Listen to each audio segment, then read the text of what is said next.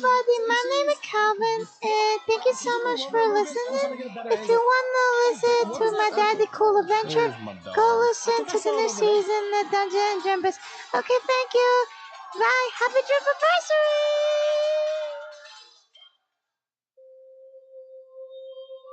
Rashomon, a land where spirits roam and witches rule. 3 women are embroiled in a divine plot, and it is up to them to uncover why. Join the adventures of the Broadswords at thebroadswords.com.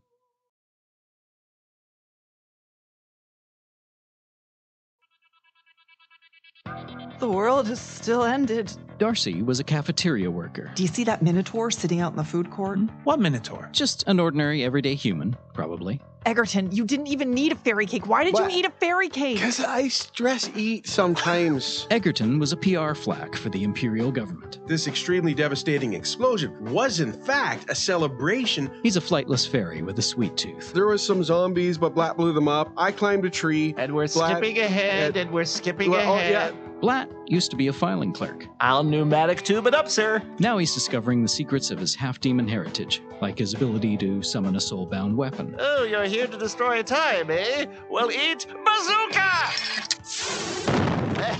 3 normal dweebs, rescued from the end of the world and sent on a last-ditch quest to save all of reality. There is a way to stop the shattering, but we need you 3. The End of Time and Other Bothers, an improvised fantasy role-playing game set in the world of Alba Salix. Find it in your favorite podcast app or visit otherbothers.com. There's no evil, so you're welcome. Flawless logic. Oh, boy. The first thing you need to know about the Vegas Sci-Fi Adventure podcast is that you're not just listening to someone tell you a story. You are stepping into a world. And Vega Rex, the woman at the center of this saga, is currently sitting at the top of it. This is not by accident. For millennia, the country Vega calls home has been carefully honing the skills of its state-contracted killers, and these so-called holy warriors have gotten real good at taking down the world's worst criminals, or, as they would call it, cleansing. 400 kills into her career, Vega is the most decorated hunter there has ever been, and likely would have stayed that way if it had not been for him. An explosive encounter with the terrorists sets Vega on a path of revenge that is so thoroughly illegal that before this story is done, she will have risked it all. Life, limb, and love to satisfy her vengeance and keep her record of righteous kills perfect. My name is Ivoma Okoro, and I have so much more to tell you about this. Check out Vega, a sci-fi adventure podcast, anywhere you listen to them, because baby, I'm just getting started.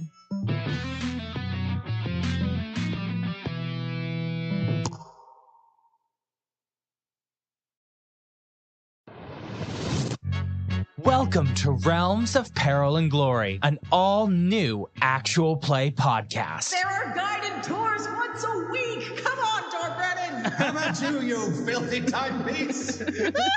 RPG is home to hilarious stories. The thing that kicks off a really good tale is when they take their tops off.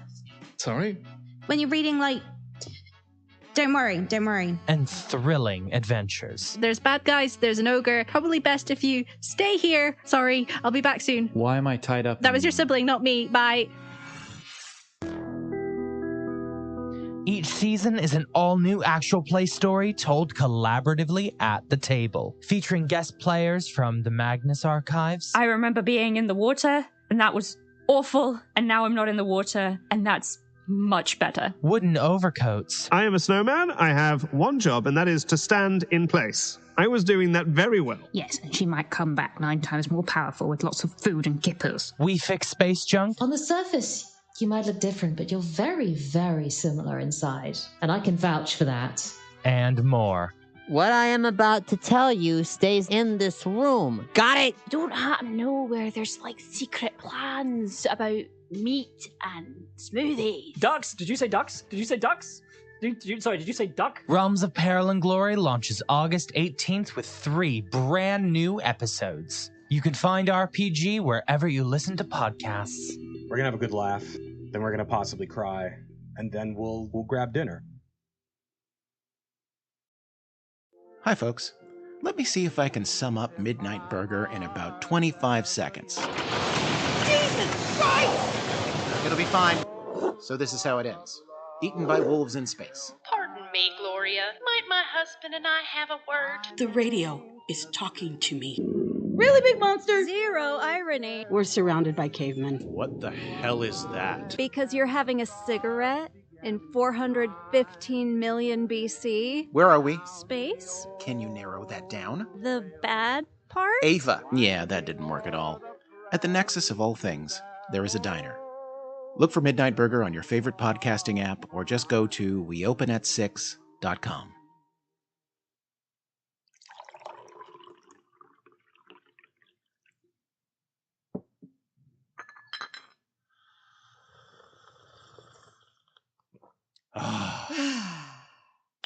Coco from Les Deux Magots. The epitome of bliss, the pinnacle of creation, the... We're down to our last thermos. What? Impossible. Put in an order to Paris right away. Chop, chop, veet, veet. Delivery takes 10 hours at least. What are you waiting? No. No? No. We haven't had any new clients in over a month. Until business picks up, we have to tighten our belts. But I can't work without Coco. You're not working. Well, not at the moment. Because we haven't had any clients. Because you turned them all down. But they were so boring. It can't be Jimmy Hoffa and D.B. Cooper every day. Making people disappear is an art. Yeah, I'm just saying, it can't be parachutes and plane hijackings all the time. We have to take on some good old bread and butter disappearances to keep the lights on around here. Or in our case, to keep the cocoa flowing. Okay, next client who contacts us, I'll take on their case. You promise? I promise. Now give me the last of that cocoa. It looks like we have a new client. The Amelia Project, a podcast series full of suspense, surprises, twists, laughs, and cocoa. Go to ameliapodcast.com or search for The Amelia Project wherever podcasts can be found. And remember, leave your message after the beep.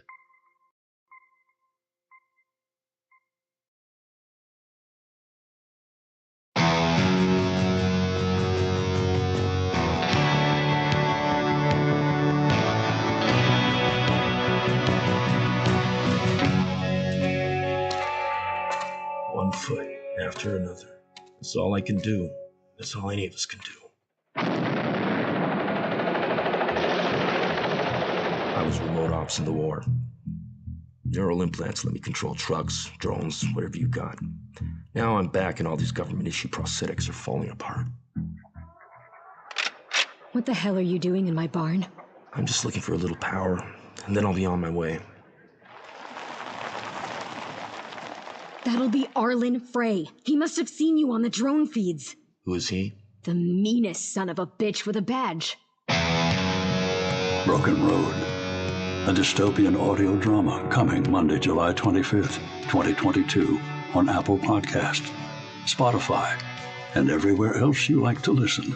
Follow us on Instagram, Twitter, and TikTok at Broken Road Pod. Learn more at www.recursor.tv/Broken Road.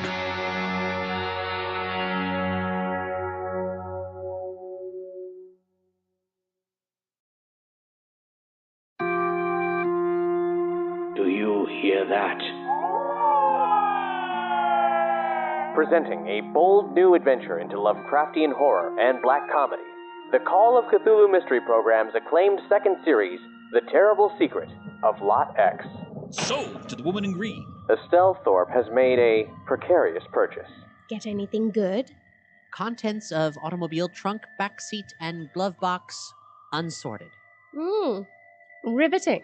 But this auction win is more than it seems. A deranged man tried to outbid me. He confronted me afterwards. That box you bought? Burn it if you know what's good for you. He who is not to be named killed those boys, and it's my fault. Just like he's gonna kill you. To solve the paranormal mystery she's uncovered, Estelle assembles an unlikely crew of curiosity seekers. Moses Cubbenfield, a renowned mountain man author. Estelle, ma'am, I promise that if you are trying to win me over, the odds are good, but the goods are odd. Cherry Featherbottom, a flapper who's more than she seems. I'm gonna just be upstairs cleaning my gun. Who are you, my dad? Oswald Sinclair, Hobo King. That's not jam. That is definitely the opposite of jam. That is people jam. Anjana Ramakrishnan, Estelle's partner in occult adventure. You summoned a demon and you don't remember it, darling. No firearms. Not right now.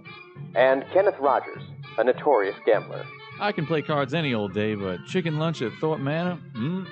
That sounds like a mighty fine time, I tell you what. Together, they encounter monsters above and below, and an unholy conspiracy that threatens to shred their sanity to tatters. This is startling and strange, but darling, we might be onto something here. This is why we came to Arkham after all. Not for murderous grave robbers and disappearing children. The Necronomicon. Whatever your intent with this book, I caution you, and say with all certainty, you will find more danger than answers. You brought me back. You all brought me back. Brought you back from what? This is not our world. This is not our world at all. When the dance is done, and his infernal song rings loudest, there will be no lewd carnality denied to us. You leap onto this thing's back and bury your hatchet in its neck. He howls. I will eat you. Dear Lord, what happened to you? It's take too long to explain. We got to get to the hospital. I'll tell you what, right now, we can't go to the police with this. Yeah, I expect you're right. They'll put us in the sanitarium. The air gives way to the crushing depths. You're drowning. You're drowning in a sea of yellow. In this program, our cast actually lives the terror. It's an improvised audio drama that uses Chaosium's Call of Cthulhu role-playing game and the wits of our players to weave these uncanny tales. This is a cinematic radio play where anything can happen, and these poor souls never know what's going to crawl out of the darkness. Discover the terrible secret of Lot X, the entire second series now available on your favorite podcast player. Just search for the Call of Cthulhu Mystery Program, or unlock all our secrets at CthulhuMystery.com.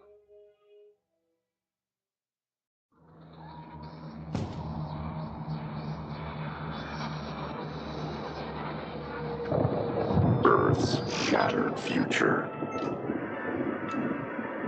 The remnants of humanity have retreated to a towering megastructure known as Tier City. Roadway threat levels have been escalated following the unauthorized deployment. Listen, this drive contains everything. AI is hardwired into society. I'm sorry, Molly.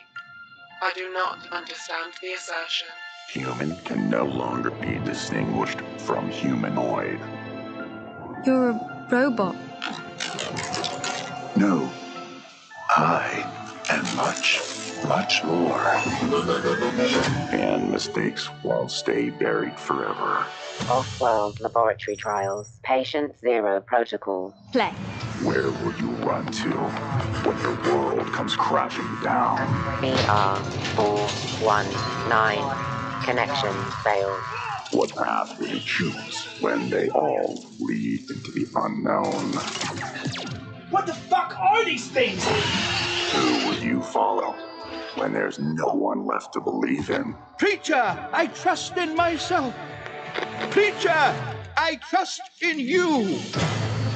Coexistence. A cinematic sci-fi audio drama. We weren't prepared.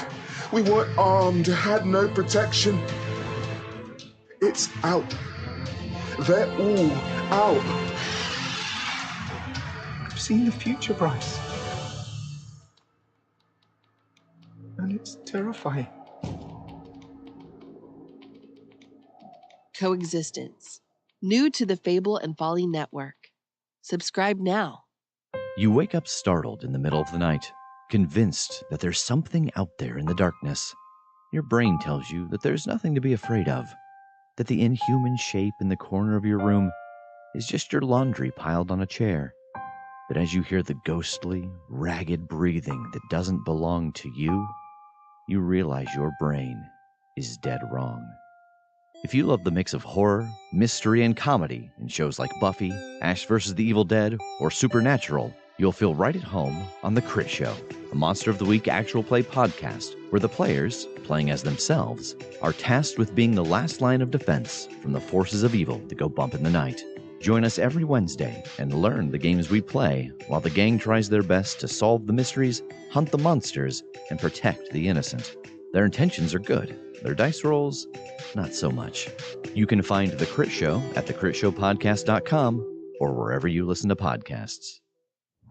Dum-Dums and Dice would like to welcome you to the grim darkness of the 41st millennium in the Valentine Heresy, an actual play podcast set in the Genesis adaptation of Warhammer 40,000's Dark Heresy RPG.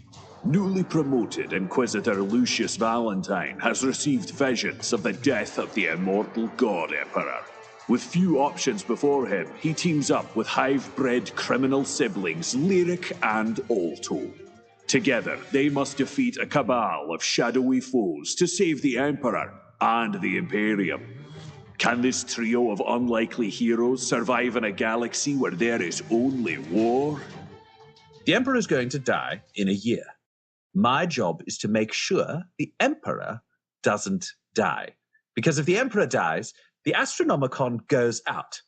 And the only thing keeping the Imperium alive is the fact that we have a very large navy and a very large army and space marines, and they shoot everyone. It's delightful.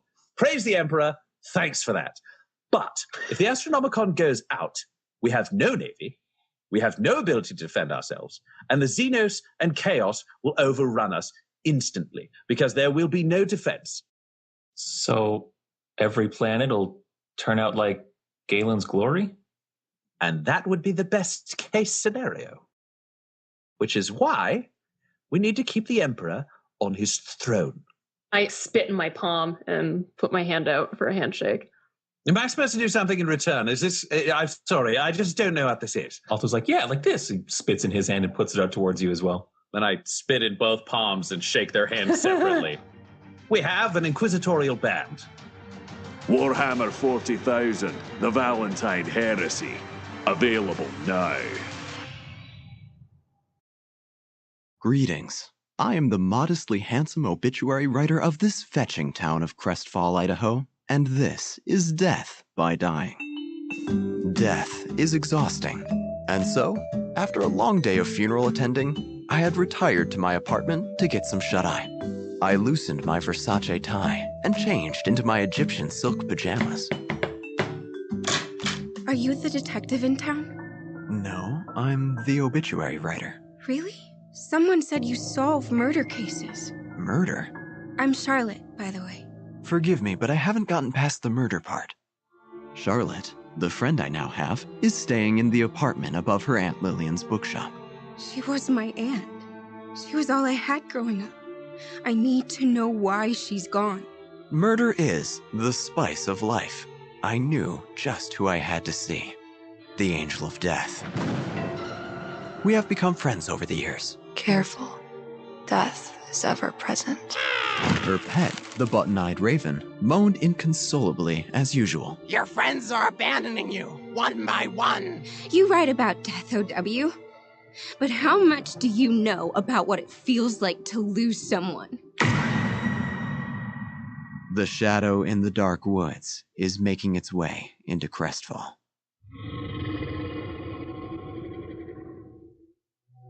Listen to Death by Dying on Apple Podcasts, Spotify, or your favorite podcatcher. So, if I remember right, the inventory tag was on the underside. I think it was a white sticker. Yeah, that's what I remember too. But... What? It's not here. From Studio 5705. I mean, it's not on here anywhere now. A family mystery about a strange letter. That's weird. Yeah. From an impossible sender. Has anyone else had the drone with them since you grabbed it? Yeah. And secrets hidden in the ground. I wonder why they'd want the sticker. Yeah. Me too. DiscoverPods.com calls Dirt an audio drama. One of those audio dramas that creates a whole world for the reader through beautifully original music and narrative performances that feel genuine and real. And TinTheSahara.com gushes, the soundscaped atmosphere created throughout the series is flawless. You can binge seasons 1 and 2 of Dirt right now, and stay tuned for season 3 sometime in 2022. Just search for Dirt, an audio drama, wherever you listen to podcasts. Hey, Antonia, can I call you back? I need to check a couple of things real quick. Sure.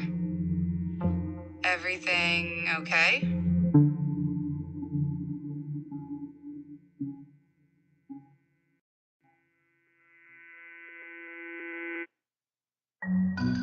Greetings, fans of the esoteric.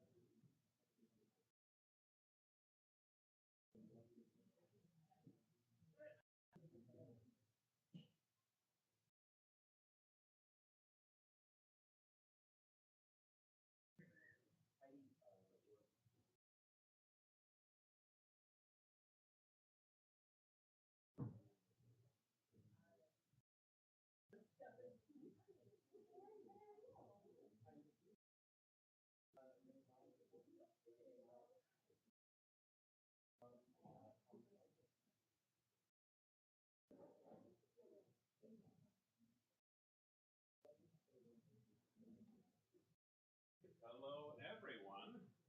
We're going to just start kicking things off here. I'm Ryan. This lights are very bright so I can see the stage shape. Lovely gift. Tom, if you want to come out first, I have a whole bunch of character names for you. This is Tom McGee, our TM, everybody. Hi, everybody. Thanks, Ryan. My favorite snack. Exactly. So you can write all those down as necessary, and I'm going to open this can so I don't forget, because this is live, and I will do that on air otherwise. Oh, yeah, it should open my spicy water. And then one of the things we wanted to do tonight was have some of our failures, because we really like it not being our fault. So for me, all right, I have Abby McDonald. She's in the watch, but I know she'll find you, so I can give you a bin. One of these has my name on it. Amazing. And it's got a D20 in it, so Abby is on my team. So there's a D20 in there. Awesome. You can roll. Tell me the number. I do all the math, so don't have to worry about that. Everybody's got your back up front. And then the next person I will bring out is Laura Hamstrom, who plays Alan. Woo! Alrighty, Laura, they all kind of stick together, so you have to mix them around weirdly. And then don't choose someone whose last name is McDonald, because they put them all in at the same time. Sorry. No complaints. We love that you contributed. I know, it's hard. But we also love fairness.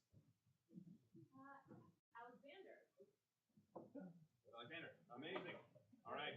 You want to give Alexander the spin and I will take this from you. And then if you want to take your seat there, you can. Awesome. Wait, you should have Tyler's. Yeah, that would be. The luck will balance it out. But speaking of Tyler Hewitt, come on out. He plays Quinny. Woo!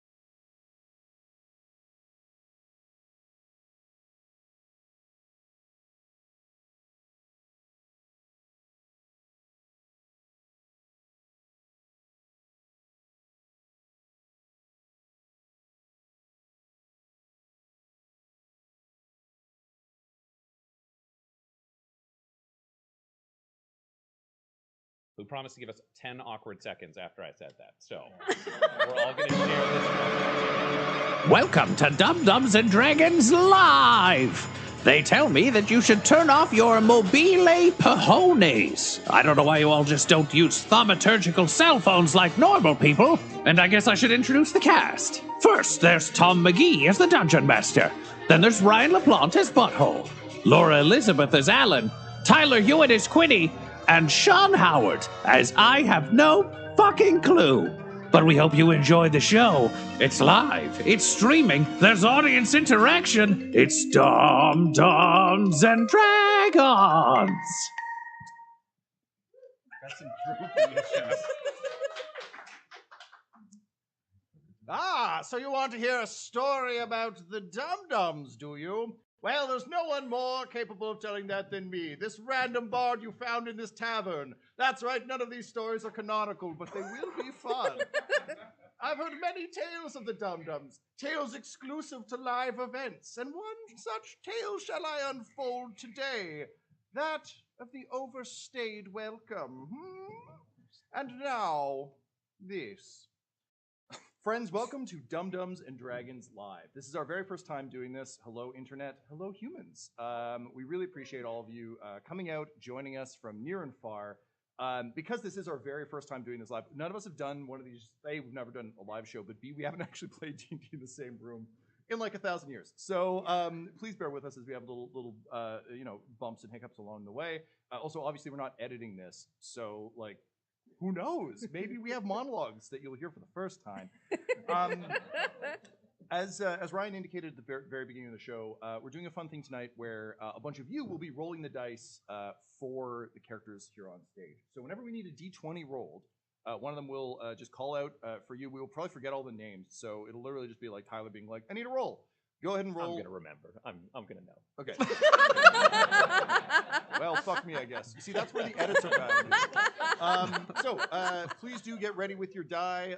Do that roll. We'll add all the math up here because math, you know my feelings on that. In general, yeah, beyond that, let's get to it. Let's dive deep into this tale of totally canonical tale of Dum-Dums. It's a dark night. The kind of night that a story might occur. And indeed one is. There are so many motherfucking zombies. And I gotta tell you, it is not the best night for poor Dave Daverson, who has been minding his cart along the way as you do. Traffic was surprisingly light on the dark medieval path. But there was reason for that. Everyone else had been eaten by zombies. So Dave was in a tough spot when the best thing that could happen to a Daverson on a dark road occurred, as the heroic forces of the Dum-Dums arrived in the very nick of time. Friends, we pick up in the middle of a brutal battle with the undead. These brain-eating monsters were about to get Dave Daverson when the Dum-Dums stumbled in, and luckily, due to the time live show, the battle is nearing its end, its climax. Our heroes put these undead scourges down. And so, Dave huddles against his cart, clutching the pearls that he always needs to his chest. He's towards him out of the darkness, and he thinks he's fucked. There's no one around. This is it. This is it for Dave Daverson. Beloved, longtime character Dave Daverson. When all of a sudden, a very sneaky boy appears. Tyler, please introduce your character and tell me how you kill the zombie that's about to eat Dave Daverson. Oh man, alright, yeah. So, my name is Quinny Brownbarrow. I am a halfling rogue, and as such, I will be stabbing this zombie in the back. Surprising, but okay. But, for a fee, of course, which Dave Daverson and I can sort out afterwards. Should I roll for that, or? Yeah, let's get the rolls going. Grandma, can you give me that sweet crit?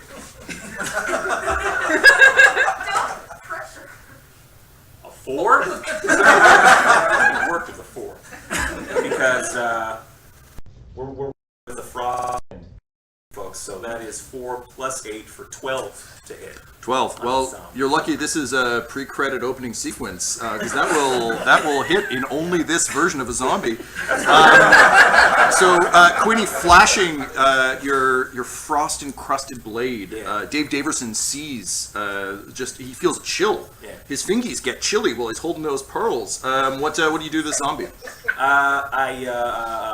From his perspective, this zombie's just looming in on him, and it's all he can see. He's got that tongue. I'm about to be devoured by this thing, and then just bright blue spike comes through the creature's chest, and then because this is like a bullshit roll that wouldn't normally work, Quinny just cleaves the guy in half from the chest up, splits the head. Kind of strength Quinny would never have for the rest of this game. Cool. Yeah. That's character introduction strength. I like it. Yeah. So the cart. This is Krez the Mule, beloved NPC Krez the Mule. There's a bunch of spin-off books. Really, I'd highly recommend them. They're not quite Terry Pratchett, but they're close. So Krez is being bullied by 3 bulky zombies, and they are causing some trouble. But out of the darkness, there's someone going, who's clearly upset that this mule is being bullied by these undead monsters. Alan, you're not going to truck that nonsense. What magic do you use to blast these motherfuckers, knowing full well that because this is a cinematic intro, you'll have the spell for later? No, I will essentially just mule just kind of. I was gonna say push him out of the way, but no, it's a mule. It's not doing anything wrong. He's having a bad day. It's just gonna be a light, please just over there, and then it's just like a plant feet on the ground and fireball. Amazing. Obviously. So before we get to the amazing damage that Fireball is literally notorious for doing, both to PCs and NPCs, what does Krez the Mule see behind the Fireball? What does Alan look like? How do you appear in this moment of heroism? Oh, I mean, Alan's just this is so great because it's just a silhouette with kind of this faint silvery hair, this tall 6 foot tall half elf. And just I'm imagining there's kind of a wind coming back, so her hair's all Krez is just blowing really hard. Yeah, exactly. That's it. And then they disintegrate, and everything's fine. Krez is fine. No, Okay. Krez is fine. Right. Yeah. Because this is a cinematic the intro. last thing Krez ever sees. Just Krez, and then just gone. Yeah, Alan just looks behind her to see such a cute mule, and then the fireball just woo no. Krez the Mule mystically jumps out of the way as a fireball incinerates 3 undead monsters. Honestly, it's only the second most impressive thing Krez has seen today, because Krez has seen some shit. But Krez is very, very grateful. Yeah, truly a fantastic mule. Now, as Krez and Dave Daverson are momentarily safe, that's great. There are still a number of these shambling monstrosities coming out of the woods. And there's only one cleric I know who's got the strength, joy, and flatulence to stop a wave of the undead.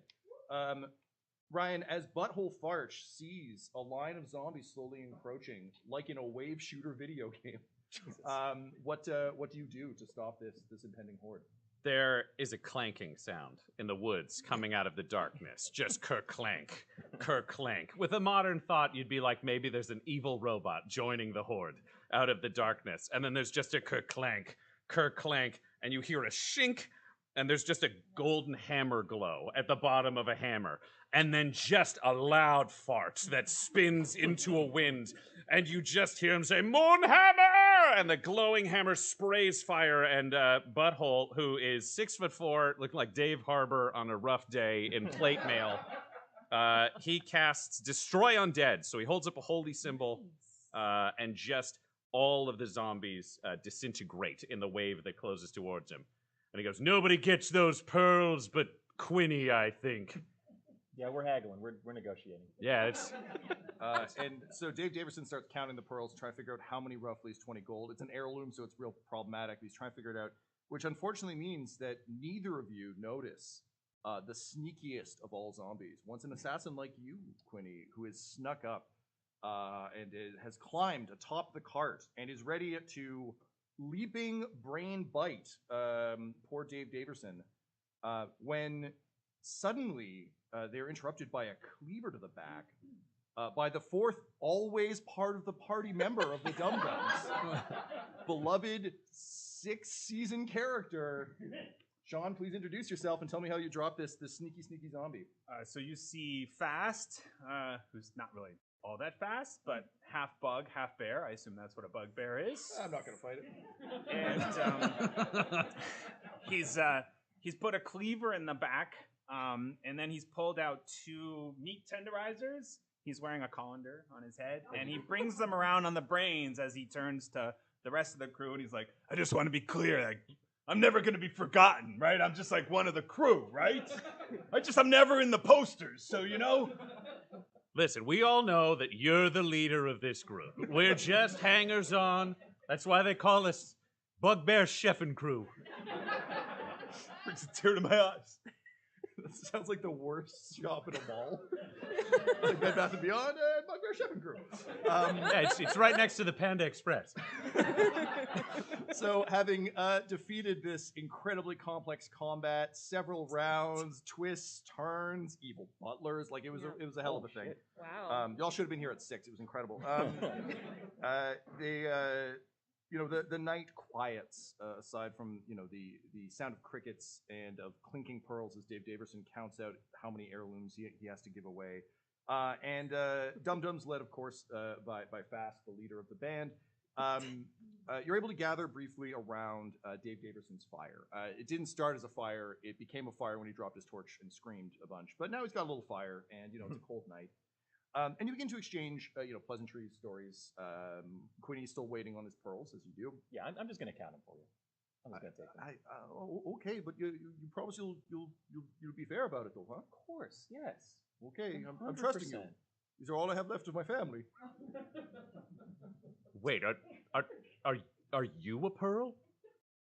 Well, Did you turn your family into pearls and are I wearing them just around Oh your no! neck? Okay, This okay. is Evil sick. weapons out. Daverson. He's like, you know what? Maybe I was better off with the zombies. No, it's just, well, you see, my brother and I, we have a matching set of these pearls, and that's one of the ways that, when we get scared, we just clutch them. It's really comforting. And so, but yes. Is it like you sing a song looking up at the stars and you know you're both looking at the same star? You see, you seem to get it. I understand why you're the leader of Bugbear Chefin' Crew. Yeah, listen, I'd hate to interrupt, but I'd really like to hear some of this song. Like, maybe just the first verse. I feel like it'll help us feel close to your brother. Well, okay, you should first know that my brother and I were both in love with this girl named Noelle. So her name was Noelle, no. and we had a dream about her, and she rang our bells, ting dong. Often we'd have gym class, though neither of us were particularly good, hence the grabbing the pearls. Anyway, regardless, he's missing, and I miss him, and I'm looking up at these same night stars, and thinking about Noelle, I'm loath to part with him, but fair is fair. You did kill all those zombies, and even that dragon that was in there at the very beginning of the fight. Yep. That was very impressive. So, I just count him and give him back. give back the ones you don't need, okay? And he throws you the necklace. Cool. I take it.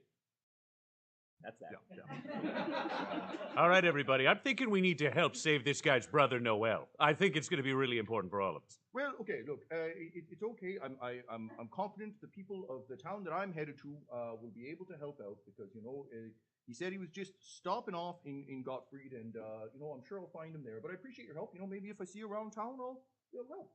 And this sounds like one of those smoking guns. That's the thing we're supposed to follow. Well, that's why you're in charge.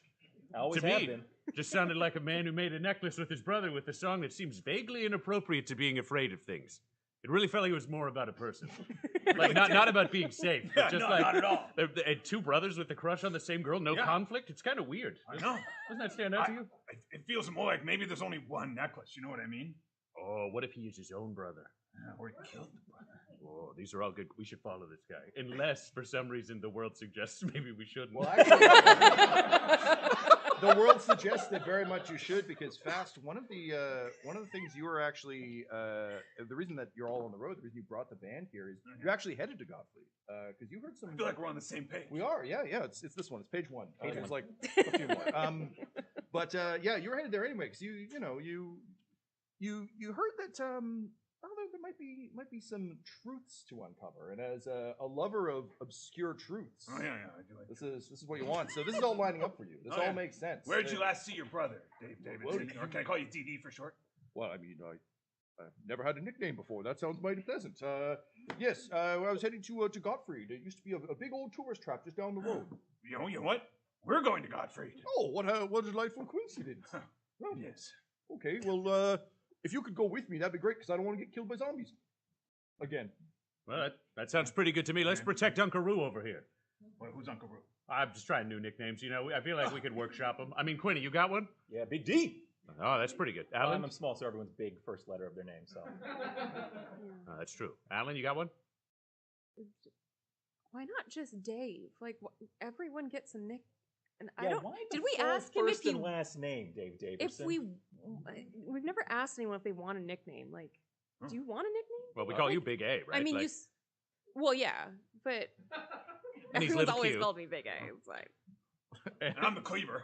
yeah. And Krez is like, he gets it. He's on side. Krez is a mule. Yeah. That makes sense. We really need to get some trauma counseling for that. And so, with a promise of future trauma counseling for the mule well in hand. He's seen a lot today. Yes, it's a hard world out there. Also, Dave Davidson is not a great traveling companion. I'm just gonna throw that out there. So together, you spend the night. You get all of your spells back. You get to spend all those hit dice from that amazing adventure we had. And yeah, great. And in the morning, you make for the town of Gottfried. Now, Fast, again, as a seeker of truths, you certainly know about Gottfried, and anytime that you find something has changed about a place, that's where a conspiracy might be starting to grow. And Gottfried used to be a hell of a tourism town. It was renowned for basically just being one big gift shop. Everything there was buyable, sellable. It was amazing for like when you didn't really want to bring a family member back something like. So it's about God or freed? Well, got so like neither. Oh, neither. Yeah. Oh. And Wow, this place has changed. Yeah. truly. It's godless. So. In fact, it needs a goddess. Well, listen, that's what I'm here for. All right, hello, villagers. I'm here from Moonhammer. I'm sure you're all heathens or something. Yeah. Not sure what that word means, but I heard it from other priests. She's great. If you fart, thumbs up. If you're a dick, thumbs down. Come on out, and I'll bless you, I guess. So You should wait till it's like after 5 a.m. Oh. I'll be available later. This may have been an inopportune time, but I'm here. So if you're up, maybe you have insomnia, I can cure the conditions of blinded, deafened, paralyzed, or poisoned. So not insomnia then. No, that one. Oh. I mean, it's a form of the. It's awake paralysis. I mean, sleep. Explain how it's awake paralysis. Well, There's sleep paralysis when you're asleep and you can't move. So I assume awake paralysis is when you're not asleep and can move. Checks. Let me just. I feel like I have to do a wisdom save on my own story. Abby, can you help me out?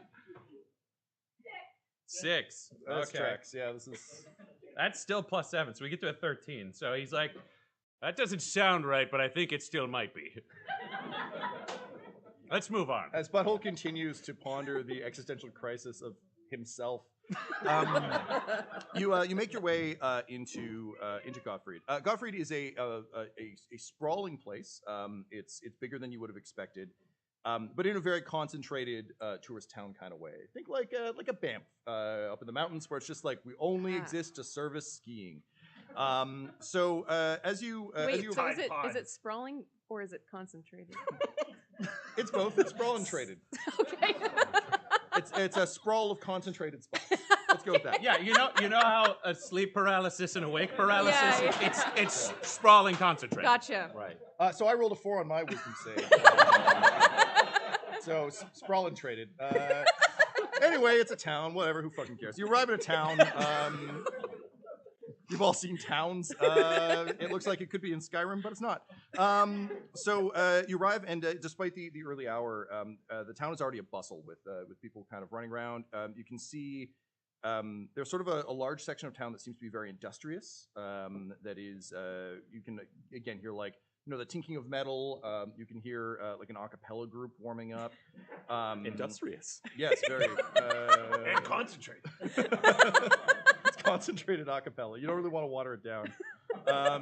So you kind of see that in the center of town. You see the most concentrated part of town. Truly the single most concentrated of all. Yet also somewhat sprawling, gently sprawling. There is a massive statue, and Tyler, you're kind of surprised to see that it's a halfling. It is a halfling just kind of like heroically holding a hand up in the air.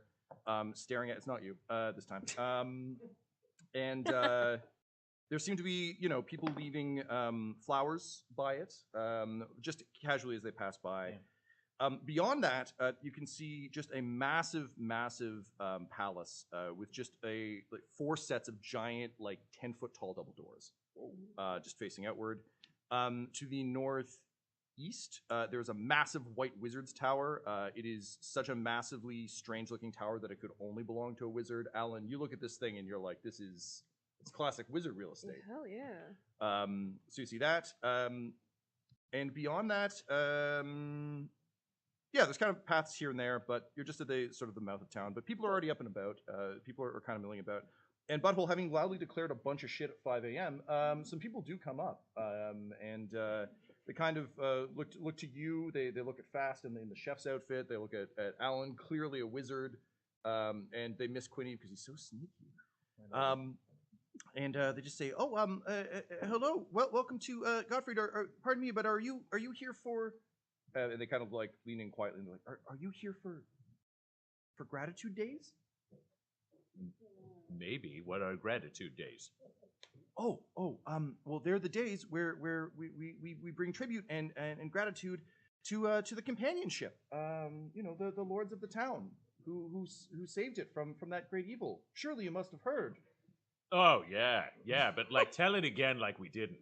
I love the story. Love to hear it every time. Oh yeah, and we love telling it. We sure love the companionship. Well, you see, getting mixed signals here. I think they might not actually like it, but let's find out what it is first. Okay. Then we can find out if you can cook it. Well, I don't know if you can cook exposition, but if there's a way, I'm sure you'll find it. He just kind of nods and he says, "Well, you see, once, long ago, that's what we say around these parts. Long ago, there was a great dark lord, the evil royal timekeeper. He didn't actually have any time powers, but he wanted to keep all of time under his spell. So he raised an army of monsters, the Uruk Gluruk, horrible monsters that ravaged hither and thither and high and low. And unfortunately, Gottfried was in the direct path of his destruction. But luckily, an exiled son of Gottfried, Fuzzy Folson, he raised a companionship, and they arrived just in time to steal the evil royal timekeeper's ring, you see. And then the smallest of them, they found their way to the crack deep beneath the town and threw it into a lava pit at great cost. Dear sweet Lem Onad, and he points to the statue, died. The ring bearer died horribly, but his best friend, Fuzzy Folson, he told us all about it and continues to grieve his lost friend. Anyway, all the heroes were there. There was Randolph the Wizard. There was Tabby Cat, the angry but ultimately lovely dwarf. There was Larry the Seventh, famous elf archer. And of course those other two that we don't talk about too much. In any case, we were very grateful that they stopped the Dark Lord Royal Timekeeper before he destroyed us. And we said we'd pledge them eternal gratitude. And they took that very literally. They've been here for 400 years, just eating and drinking and demanding gratitude days. And we're very grateful, of course, and they keep the Glurk from rising again, but we sure would like to go back to being able to, I don't know, not deliver gratitude gifts every week. And we used to be a wonderful place that travelers would come to, but no one comes here anymore because of the gratitude week. So anyway, if you're here for that, cool. If you're here because you thought we were a good place, maybe fuck off out of here. Yeah. All right, we're just going to do like a huddle for a second. Okay, I'll stand over here politely at distance. Fabulous. So it sounded like they got some people who are in charge who are demanding a lot. Yeah. And it vaguely sounds like that stage play. I don't know if you guys saw it, called Lord of the Rings. Yeah. For legal reasons, it's entirely different. Yeah. But more like the later books. Yeah, like the Silmarillion. That was a terrible play, and I don't know anything that happened in it, but my friend said it was all right, and that friend is wrong a lot.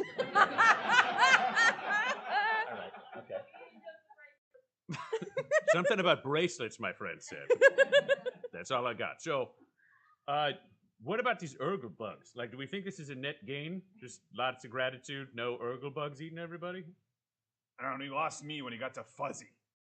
Something. I did stop tracking names after the cat person. Yeah. We may just have to ask him to repeat the whole story again. Okay, yeah, let's try. Okay, But like just the highlights in a more concise. Can you give us, way. like, let's say you get 3 sentences, and they can't be run-ons, and we're gonna count. Now, Let me just say, though, I am interested in, it sounds like you don't care for these people, demanding tribute from you. I wouldn't mind replacing them with us. They've already got the halfling statue. okay, what And if we then help just you, receive tribute? but we get like 1 week, and then we don't stay for 400 years? Just like a day, like not even Well, maybe we could like. we already got the pearls. Like, how much What if more do we- I've got the pearls. The pearls are mine. I'm so wait, you no saved pearls? them by yourself. That's fine. Wait, there were Pearls? What? Yeah, Fast wants to know something about pearls. I don't know what you're talking about. Oh, sorry. I must have misheard. I thought somebody said we had pearls. Oh yeah, Quinny's never lied to any of us. No. Okay, Yeah, so no, never. so okay, it sounds like we might be able to help you. So who is getting gratitude?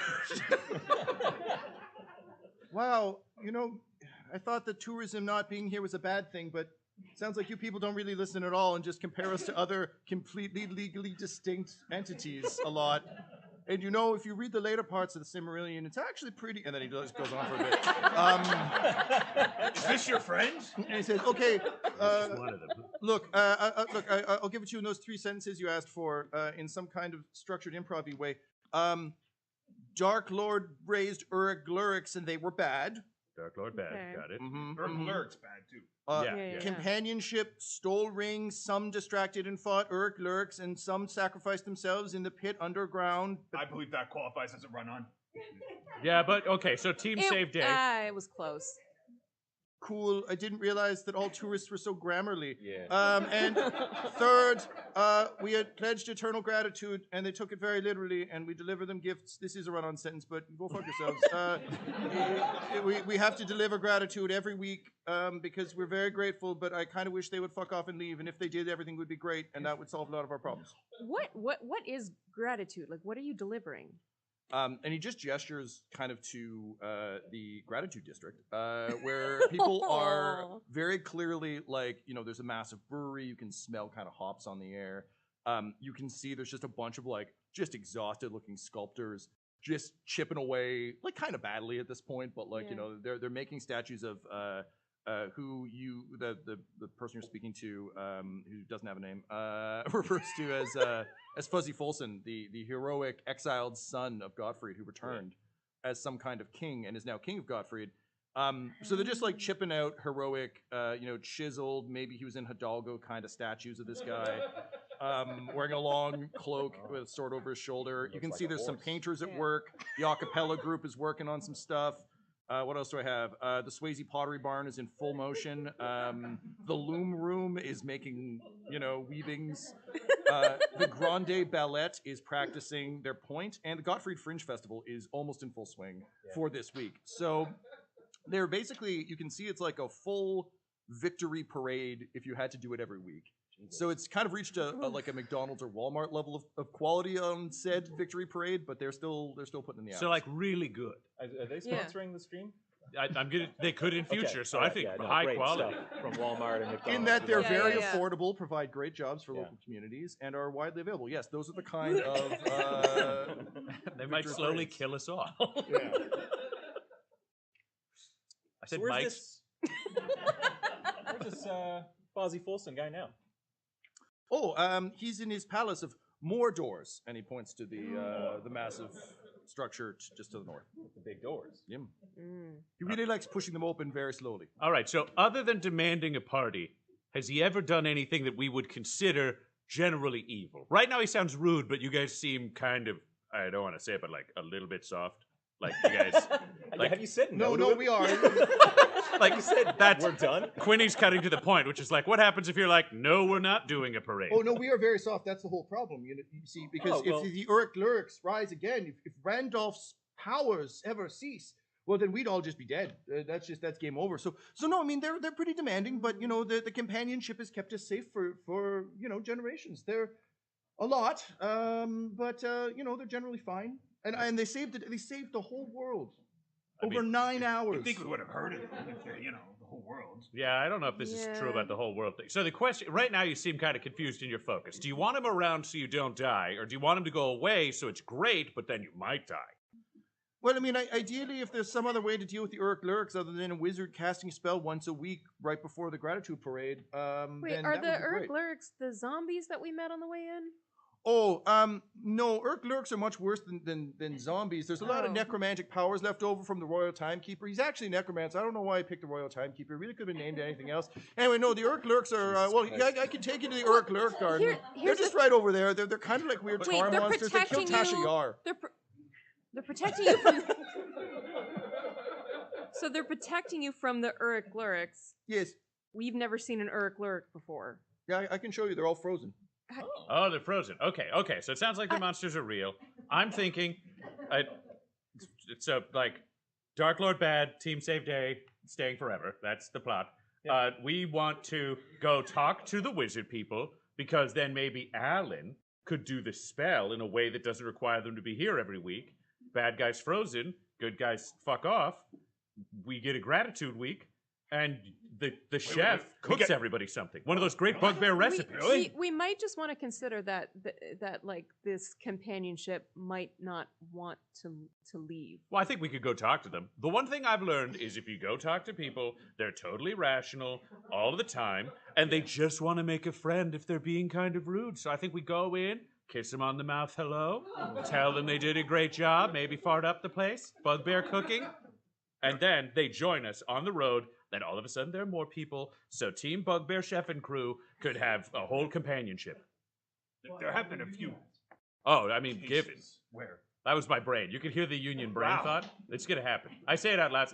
I can fart words now. They sound vaguely like that. I can't argue with that. Yeah, it's a classic level 5 cleric spell. Fart words. Speak with colon. Yeah, that Spelljammer expansion really went deep, huh? Yeah. The colon has spoken. Yeah. I think we have to. Guys, 1 D&D gets weird. Yeah. So the person just nods and says, "Well, okay. Well, if you need me, my name is Bup, and Bup? I'll be happy to give you more Bup? exposition if you need." Yes, Bup. Bup or bub? Bup. There's an umlaut on the U. It's silent though. It's a silent umlaut. I'm just I was gonna say that was gonna erase yeah, the no, umlaut. that's that would normally make it bupe. Yes, but I know, it's but bup. Well, like We're a gonna get it bupe? right, like the Yeah. locals. Yes. Yeah. Bup. Are you speaking with your colon or? Well, I mean, my name is Butthole, and his name is Bup. So, Bup Butthole. If we got married, it might work. Well, also, what is an umlaut but a colon turned sideways? That's from WandaVision. I'm just gonna say, as Ryan, I think we can call this now. I'm good. Like, that's our adventure. Thank you very much. And that brings Act 1 to a close. That's part 1 of 2, or maybe 3. Just kidding, we are going to get kicked out of the venue. So that's part 1 of 2. Now you can go to the lobby and get yourself... Bub says that's the local call to gratitude work. We play an act break every time we have to get back to work. And with that, he sighs and he just puts his what stupid job's he gonna do? He just slings his tutu over his shoulder and says, "Well, off to the Grande Ballot," and off he goes. So your task seems clear. The companionship is stuck here. Butthole's colon made it so. You gotta do it. You've arrived in town fast. You particularly, you're always looking for a good conspiracy or truth. And it seems like there might be something going on here that's not so great. Butthole wants to make some friends. Alan, that's a pretty sweet tower, and who knows what cool mage tomes might be there. yeah. Yep, you already knew that. I'm just reminding you. Shit. And Quinny, you've got some pearls, which is cool. Yeah. But you heard rings, and those are usually pretty expensive. Also, there's some other fucking halfling. This Lemonade guy seems like a bit of a tool. Like, should he be the most famous halfling in Godfrey? I hate him already. Well, he's dead, so that's you win, I guess. But he does have a statue. Friends, huh? Huh? You say he's got friends, eh? He does. Oh. Excellent. So without fully knowing exactly what you want to do, that's more of an Act 2 problem.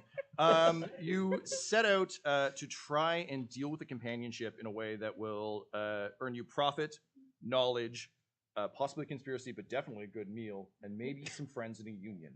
So, your major locations that you can visit.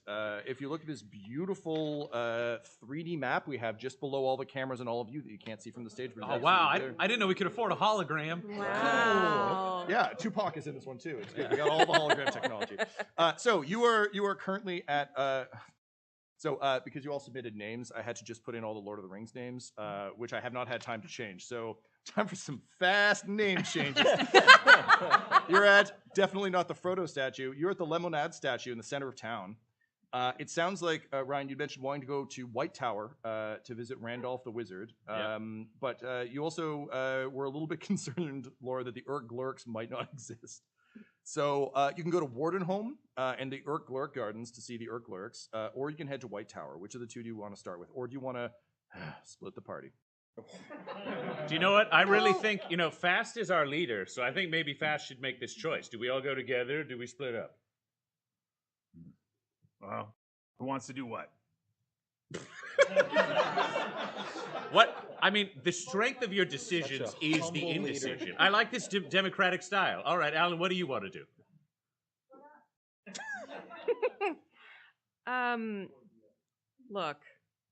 Look, everyone. Yeah, how long do you want to be here tonight? Yeah. It's going to take time. For Tom's sake. No, look, I'm just really... I don't know that these Urk-Glurks are, like, not, I don't know, some sort of... I don't know, something that was made by the wizard to something conspiracy. Did you say conspiracy? Someone did. I think it... Yeah. I think we should check them out just to make sure. We've never run been to them before. Oh, good point. We never heard of that And before. we've been in a lot of places. And this village is, self-admittedly, really soft. I've been many seasons of places with all of you. Yeah. This could just be like a topiary garden where they like Yeah. made some trees kind of shaped like people, and then everybody's like, "Oh no, give this guy stuff for 400 years." The Uruk could just be real pushover wusses that we could just hand. Oh, I never even thought of that. Because these It's like a people are- criminal gang of children. Sure. What if it's just abandoned neighborhood kids wearing masks? I mean, I thought we were going somewhere, Alan. We started, but I think we're talking about child labor now. No, well then let's investigate the child labor. Oh my obviously. god, we have to save those kids! And with your mighty war cry of "Save the children," you rush to the Uruk Gardens as though they are in fact like urchin criminal gardens, which admittedly is not outside the realm of one of our adventures. You run down an idyllic, clearly New Zealand path to arrive at a Tim Burton gate. So just like an unnecessary amount of curling wrought iron. Sure, yeah. And there seem to be dark clouds above this that only exist here. In the distance, you can see what looks kind of like a glorified lifeguards station. So kind of like up on stilts, and then kind of somewhere between like a fire watch tower and a shitty like. There's not like a pool. There's no pool, it's just a garden. Yeah, but it's that level of no one cares about this. Got it. Guys, they built a swimming pool for the Uruk, and they're keeping them safe. They're not monsters. They are so soft. It's not big, so you have to swim at your own risk. Oh, maybe they teach the Uruk to lifeguard. You know, it's teach a man to fish, and then teach his friend to be a lifeguard, so the man doesn't drown. Right. Yes, that classic saying. You make your way through the rusted gate, and around you are nightmares. Anytime Marvel's gone just hog wild on symbiotes, it's that kind of nonsense. So these Uruk are, they are all sort of frozen in place, but scythes for hands. One of them is doing that weird like, when Venom gets loose and has to like leap around like a little idiot, like that kind of little idiot. That kind of situation. There's a couple of larger ones that look like they might be like a mid Resident Evil fight. So generally speaking, these are bad things, and you can understand kind of the fear that kind of still lives. Can all of you please roll me a perception check? Alexander. Abby, what do we got? 13. Okay. A nat 20? Yeah.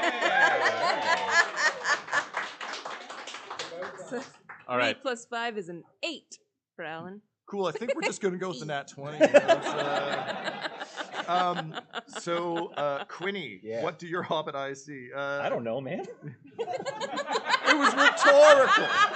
Just tell me what you see. Oh, okay. I'm not ready for this. I don't have any notes on this. He described the room to you, Tyler. Just repeat it back. Show you did your homework. You see a lifeguard tower. It's unmanned. Wait, did they make a pool? Yes, they did. They're very soft. Okay, great. But wait a minute. Quinny, as you look at the Uruk Gardens, Jesus Christ. Yes, as your companions kind of, I think, begin to kind of move amongst these things and kind of make all the snarky comments you'd expect. They stop by the pool. It's kind of shallow. It doesn't look well kept. 'Cause I guess there's a pool now, because why not? You could have sworn that you saw one of these fuckers move. Like just a little bit. Just like a little tiny itty bitty bit. But I think you've got really good, like, soft vision for things moving, because, they might be trying to steal stuff. Sure. Yeah. In detecting that movement, am I able to kind of actually zero in on which one I thought I saw moving? No, you saw some movement, unfortunately, because they're all weird tar monsters. You only rolled a natural 20. Yeah. Well, yeah. Unfortunately, the dice don't go higher than that, but maybe not in this game. Okay, does anybody have an objection if I do like the obvious thing and hit one of these with a hammer? No.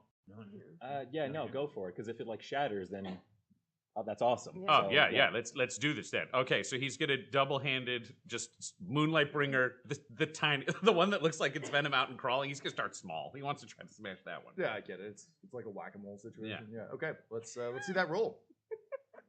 Maybe. Oh, hell yeah. Nice. So we add to that That is a 25. 25 to hit the non-moving. Cool. You truly are the heroes we need. Butthole, you bring Moonlight Bringer down with the glory of your flatulent god powering it, and it smacks into this, and it's a little bit like just like slapping a bag of soil. Like it hits it, and it's just that exact noise that I made. We got great on-site Foley tonight. Love it. So yeah, it's like a squingy noise. Pulling the hammer back out is sticky and gross. But it doesn't. Yeah. So it doesn't. Sounds like a fart going back in. This place is unholy. And as you say that, as you make that very astute observation, two halflings come bumbling down from the lifeguard tower. And they start kind of running, and they're kind of tripping over their cloaks, and one of them's talking about eating because that's his thing. And they run up and they pull out their little tiny halfling swords that honestly are so offensive to you, Quinny, as like bad weapons. Yeah. And they kind of hold them out, and they do that awful like each one of them says a word. I'm not going to do it, but I'm just going to speak in a single sentence. But understand they're jumping back and forth. Yeah. But they're kind of like, wait, who goes there? Stop disturbing the Orc Lurk Gardens, lest they wake and kill us all. What? So the spell doesn't even work that well? Well, we think it works, but maybe not if you hit it with a fucking hammer. All right. This reason we don't just walk around stabbing them all day. Okay, so what? Who are you? Yeah. And okay. And like, do you have a better idea? When you say "Who are you?" you just see their shoulders fall, and it's a little bit of that like Chris Pratt, like I'm Star-Lord, man, thing where they just kind of like shoulders slump, and all the fight goes out of them. And they're just like, I'm Barry, says the one with the good hair, and he's like, he's Gary, the one with slightly less good hair, and he's like, we're members of the companionship, man. Come on, we were there. We held off the Uruk Lurks so that Lemonade could throw the ring and himself into the pit. Well, Fufu Magnomi, his beloved companion, went with him and helped him. It was a thing we did. Fuck. All right. Well, now we're wardens. We're wardens of the garden, and we would appreciate it if you don't hit the awful monsters that Randolph keeps in check. Well, we're looking for a more permanent solution to the Gurky cave. So can't even get respect for a horrible monster garden these days. Why are we respecting a monster garden? Like, Yeah, listen. why is that important? Well, look. I'm with Alan. We all want to destroy the ugly jerky. So how do we do it? Well, I mean, no one can stop them forever. Randolph has to keep casting his spells. He wouldn't have been able to do it when he was Randolph the Grey, but after he died and came back as Randolph the White, he's pretty good at it. No, our job is just to make sure no one comes in here and does exactly what you're doing. Although, and then they both in unison kind of like clutch each other's hands and look to the sky, singing a song that you sing when you look to the sky. Is it the Noel song? It is the Noel song. No. I wanted to know if it was regional. Yeah, just as a fun aside, it's been eating me up that I didn't immediately go to somewhere out there. So like he sings that. Okay, perfect. Beautiful and heartwarming. And I've been so mad that I didn't think of that earlier. So it's nice that I can slip it in now. Noelle is in it though, because of course she is. So they just say, we wish we could be elsewhere and that we didn't have to be here. We wish that people would remember us. We were important, damn it. We saved the day, but surely great adventurers like you wouldn't know anything about not being respected or remembered, right? Especially you, Fast, most memorable of all. Yeah, no, I don't know what. I know. Yeah, it's only us. A nerve at all. Only us, Barry and Gary, the forgotten companions of the companionship sigh. Quick question for you two, because it's really sticking in my head. How have you lived for 400 years? Oh yeah. Oh, it's the magic of Randolph. He keeps us going. Which Randolph? The Randolph the pre-death? White. Oh, Randolph the Grey could never keep us going that long. He just smoked a pipe and fired fireworks a bunch. People said he was impressive. I don't know. He lit up his staff like once. I want a sidebar though. Like, the next group of companions we meet. Is there a way we could get a shorter version of the? Because they all tell the story over. Yeah, but I mean, like, I have a lot of questions, and it sort of slows them down. And I don't want to not ask the questions. Okay. So all right. maybe we could say to the next one, we're like, hey, we get it. So skip all the crap where you explain The your ring, stuff. the thing, the stock here. Because like first couple of times are bad. This time we should know. Well, and if we don't, that's on us. Also, hey, I'm sorry, we were both eavesdropping because we're assholes. I didn't get quieter. we heard your colon, and look, the other one. You know it's a nuance. Yeah, I do. Yeah, that's ancient knowledge.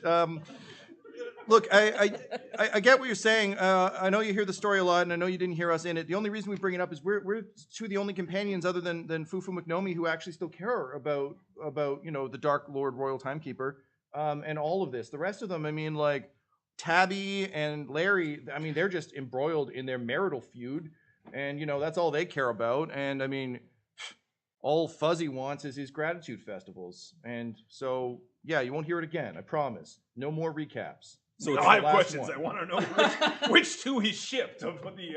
That was Tabby and Larry. I wrote it down in my mind. Yeah. The elf and the dwarf, who were enemies at first, but they came to love each other in time. Oh, yep, that happens to the best of us, right, Fast? Yeah. Yep. I will remember.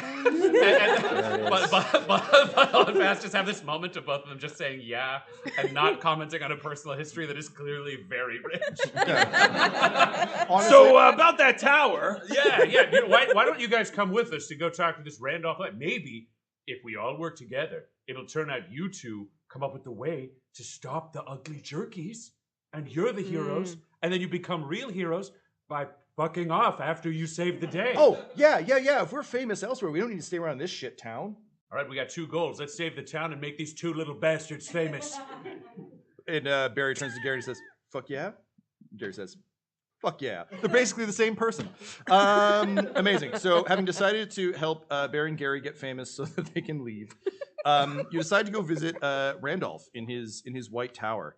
As you approach Randolph's White Tower, which again, very classic wizardy tower, famous, of course, from the book The One Towers. That one tower. Yeah. You notice that there's an incredibly strange, poorly built kind of like pile of dirt with like sod on it, with little like a hint of grass, an attempt at grass, and a large circular door that has been piled near the foot of the tower. And around it, there's kind of a shabby garden. And I mean, Quinny, I know you don't know anything about gardening or farming, of course, because you're a cool badass. But if you did, this is bad. This is a bad garden. This is not a particularly well kept garden. It is kind of there for show. And as you approach, the door flies open, and an intrepid little halfling, kind of round, smiley face, could have been one of the Goonies, I don't know, comes out, and he just takes a big sigh, and he says, oh, it's just another good day to remember you, Lem. And he has a big tome under his arm, and he goes and he sits in his garden and he begins to write. Oh, hey, Quinny and Alan. What? I feel like Fast and I kind of took the lead on the last one, so you guys run this show, okay? Find out everything we need to know. No mistakes. What? No mistakes? Yeah, you guys are the smart ones. Do good. Okay. Good luck. All right. I have to say, like, I'm kind of confused. I'm like, wait, so Lemonade sacrificed himself. Yeah, with the ring in the lava. And this other guy was. Never mind. I'm just trying to sort out who's who. Right. In this like Well, equivalent story we've been in the spirit trying of to that. compare to. Hey, who are you? And he looks up with a boyish, crooked grin that's very endearing and would make him an easy kill in Stranger Things. And he gets up and he says, "Oh, visitors! My name is Fufu McNomi. I'm one of the companionship. I'm just writing this tome. It's called There and Back Again, distinctly different from other things. And it's a story about my best friend." And he looks up at the stars and he thinks a song. He says, Lem Onad, the great hero who sacrificed himself with the ring, and I couldn't save him. But anyway, I'm keeping his memory alive in this book. Oh, all right. So we're here with Barry and Gary. We're sorry, I wrote this down. We're the Bugbear Chef and crew. Yep, that's it. Yeah. Always have been. Yep. Always will be. Mm-hmm. And we no worries. We ran into your companions there, Barry and Gary. Told them that we were looking for maybe a more permanent solution to the stalemate you've kind of got going on here in Gottfried. We were hoping if you could help us figure out how to make that happen. Oh, and he gets a little concerned. Can I get all of your passive perceptions, please? Passive? Yeah. 14 for butthole. Yep. 10. 12. 11. Okay, great. So he nods and he says, "Oh well, I think things are kind of fine actually here in Gottfried, other than of course my dead friend Lem." Okay, yeah, all right. But but I suppose if you want to help out around the town, that'd be all right. Honestly, we're all pretty tired of Tabby and Larry fighting. We should honestly all be here, living the beautiful life that Lem sacrificed himself so we could enjoy. Together, but instead, there's all the fighting. Also, Wait, you said Barry and Lem, just the marital. yeah, okay. they're really mad at each other. Yeah. And honestly, though, I don't. And he leans in conspiratorially, kind of like trying to stay away from Butthole and Fast, and he just says, "We're friends now because I've been telling you my story." Yeah, of course. I got to tell you, I actually don't mind that Larry and Tabby are fighting because. Right now they kind of think that Gottfried is the only thing that they have in common anymore, and that means they'll stay. Because I think if they sort their shit out, they might just leave, and then there would be some kind of breaking of the companionship. Jesus, and we haven't felt that bad since Boromir died.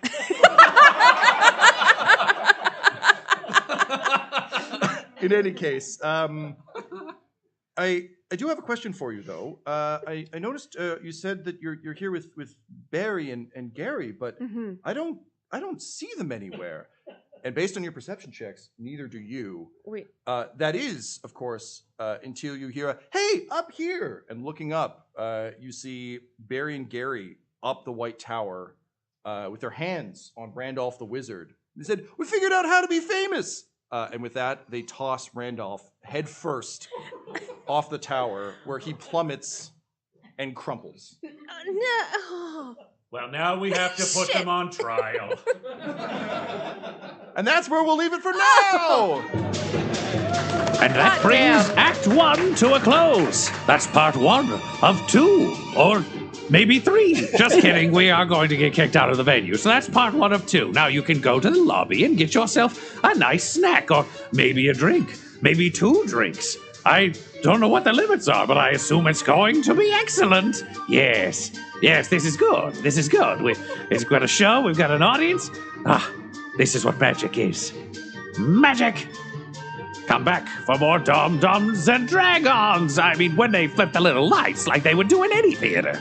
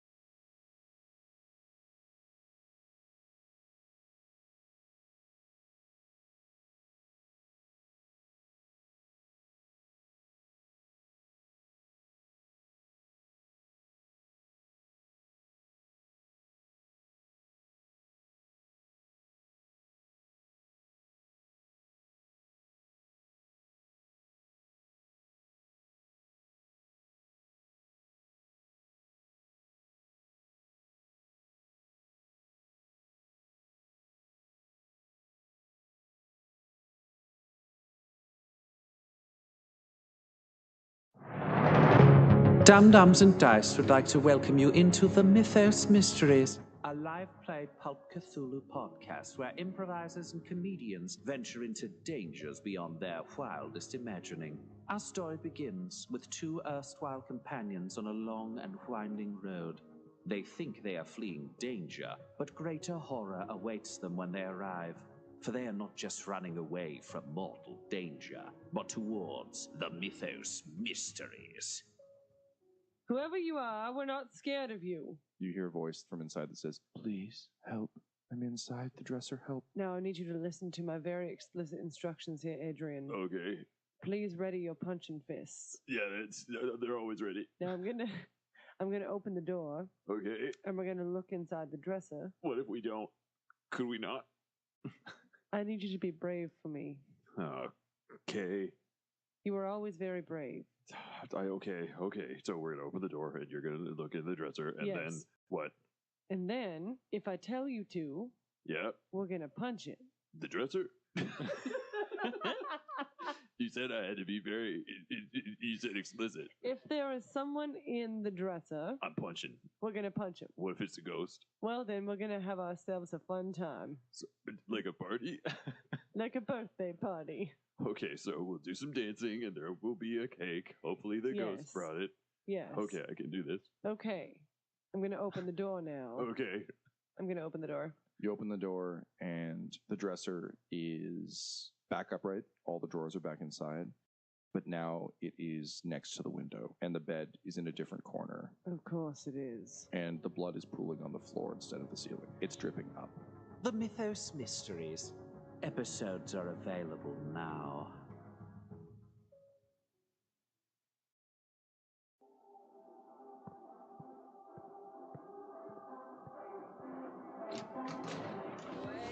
This is gyrating of the hips. We're doing a fine job here. Oh, yeah. Too much. Bring it back. Pull it back. Yeah. Take that, Royal. Hey there. Oh, hey, y'all. You're just in time for the Royal Rumpus, celebrating the 2nd anniversary of Dungeons and Drimbus.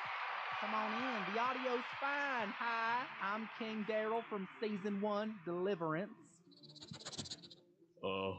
Your royal booginess, they don't pass the vibe check. What? You mean to tell me you've never listened to Dungeons and Drimbus?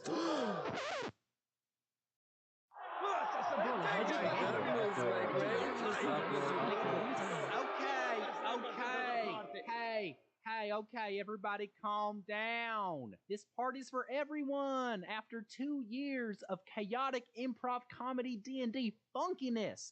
Now is a great time for anyone to hop on the Drimbus train. We've got 3 fabulous seasons with their own separate characters and stories, so there's a little something for everybody. But everybody knows the best season is... Bro, like, obviously, Season 2.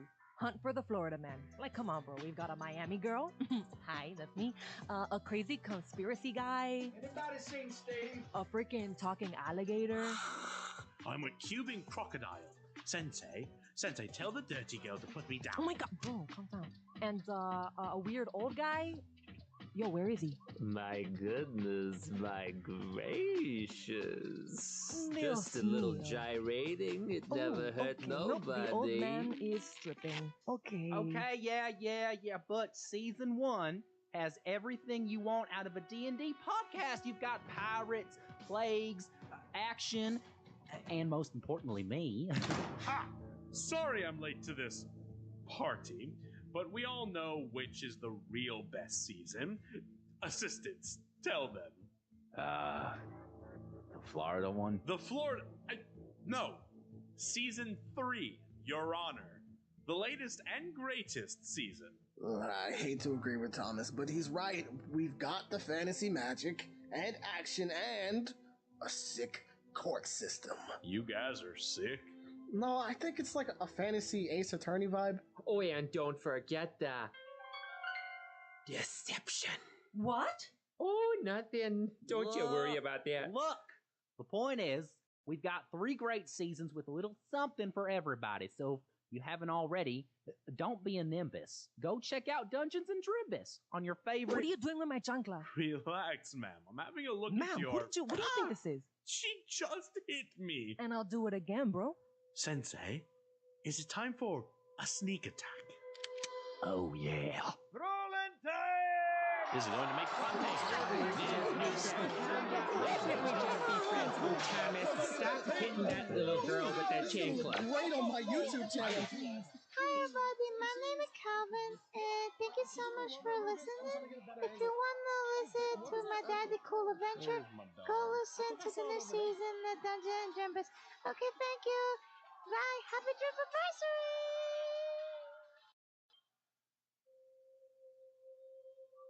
Rashomon, a land where spirits roam and witches rule. 3 women are embroiled in a divine plot, and it is up to them to uncover why. Join the adventures of the Broadswords at thebroadswords.com.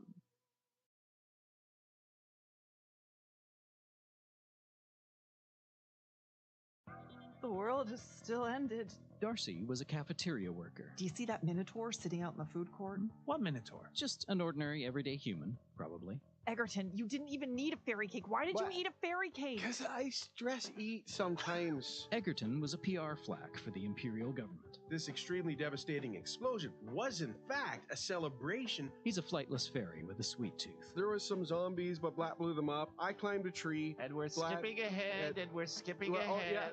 Blatt used to be a filing clerk. I'll pneumatic tube it up, sir. Now he's discovering the secrets of his half-demon heritage, like his ability to summon a soul-bound weapon. Oh, you're here to destroy time, eh? Well, eat bazooka! 3 normal dweebs, rescued from the end of the world and sent on a last-ditch quest to save all of reality. There is a way to stop the shattering, but we need you 3.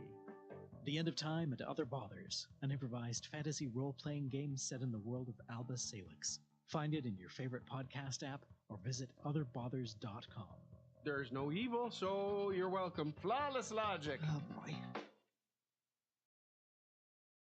The first thing you need to know about the Vegas Sci-Fi Adventure podcast is that you're not just listening to someone tell you a story. You are stepping into a world. And Vega Rex, the woman at the center of this saga, is currently sitting at the top of it. This is not by accident.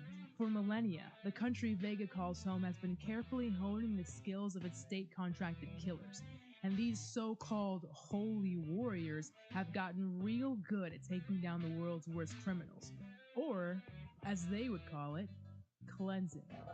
400 kills into her career, Vega is the most decorated hunter there has ever been, and likely would have stayed that way if it had not been for him. An explosive encounter with the terrorists sets Vega on a path of revenge that is so thoroughly illegal that before this story is done, she will have risked it all. Life, limb, and love to satisfy her vengeance and keep her record of righteous kills perfect. My name is Ivoma Okoro, and I have so much more to tell you about this. Check out Vega, a sci-fi adventure podcast, anywhere you listen to them, because baby, I'm just getting started.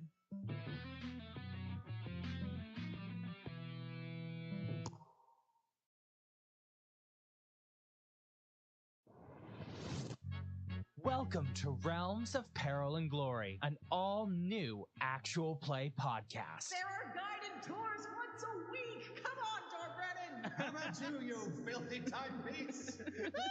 RPG is home to hilarious stories. The thing that kicks off a really good tale is, when they take their tops off.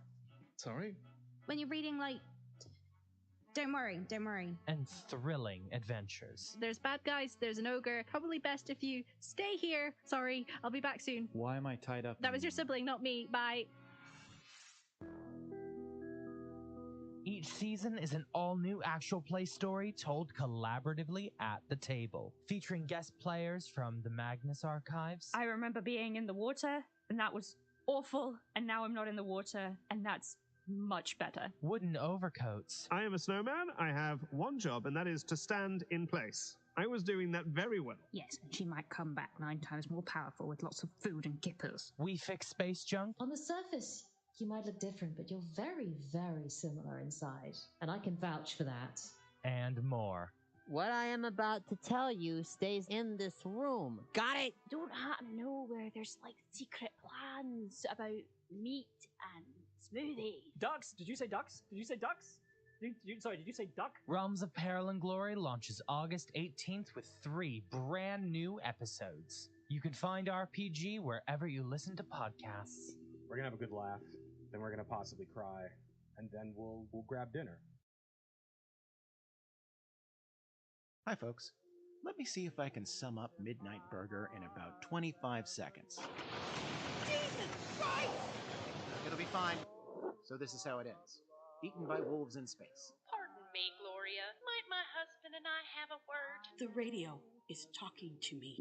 Really, big monster? Zero irony. We're surrounded by cavemen. What the hell is that? Because you're having a cigarette in 415 million BC? Where are we? Space? Can you narrow that down? The bad part? Ava. Yeah, that didn't work at all. At the nexus of all things, there is a diner. Look for Midnight Burger on your favorite podcasting app or just go to weopenat6.com.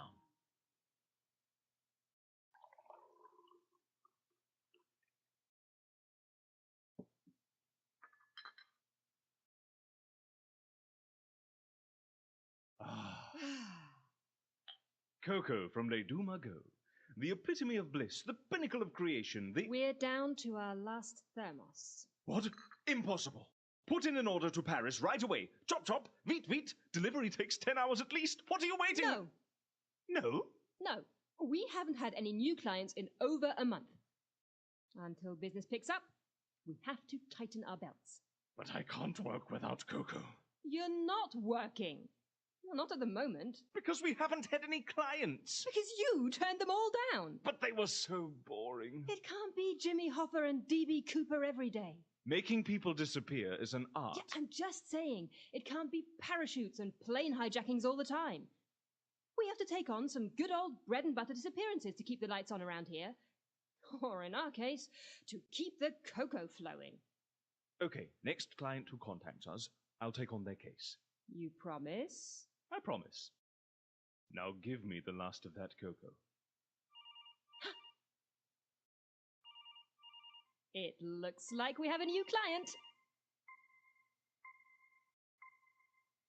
The Amelia Project, a podcast series full of suspense, surprises, twists, laughs, and cocoa. Go to ameliapodcast.com or search for The Amelia Project wherever podcasts can be found. And remember, leave your message after the beep.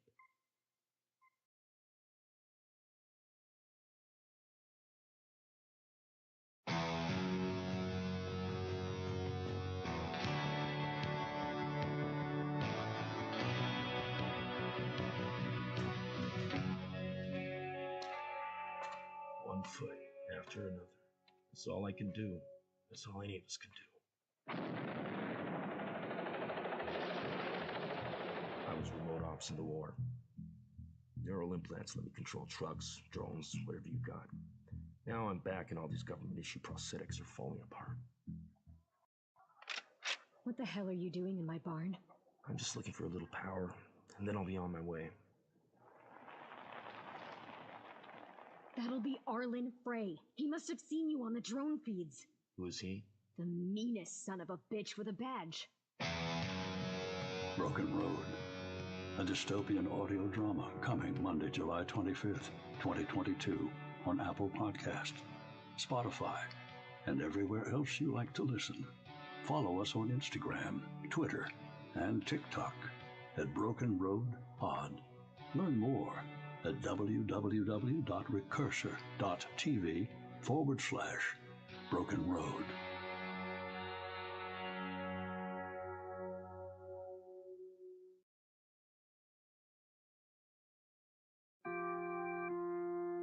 Do you hear that?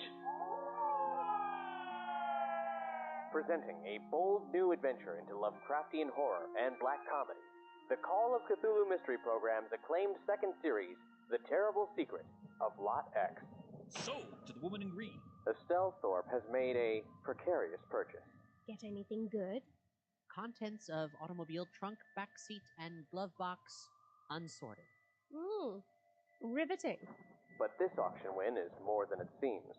A deranged man tried to outbid me. He confronted me afterwards. That box you bought? Burn it if you know what's good for you. He who is not to be named killed those boys, and it's my fault. Just like he's gonna kill you.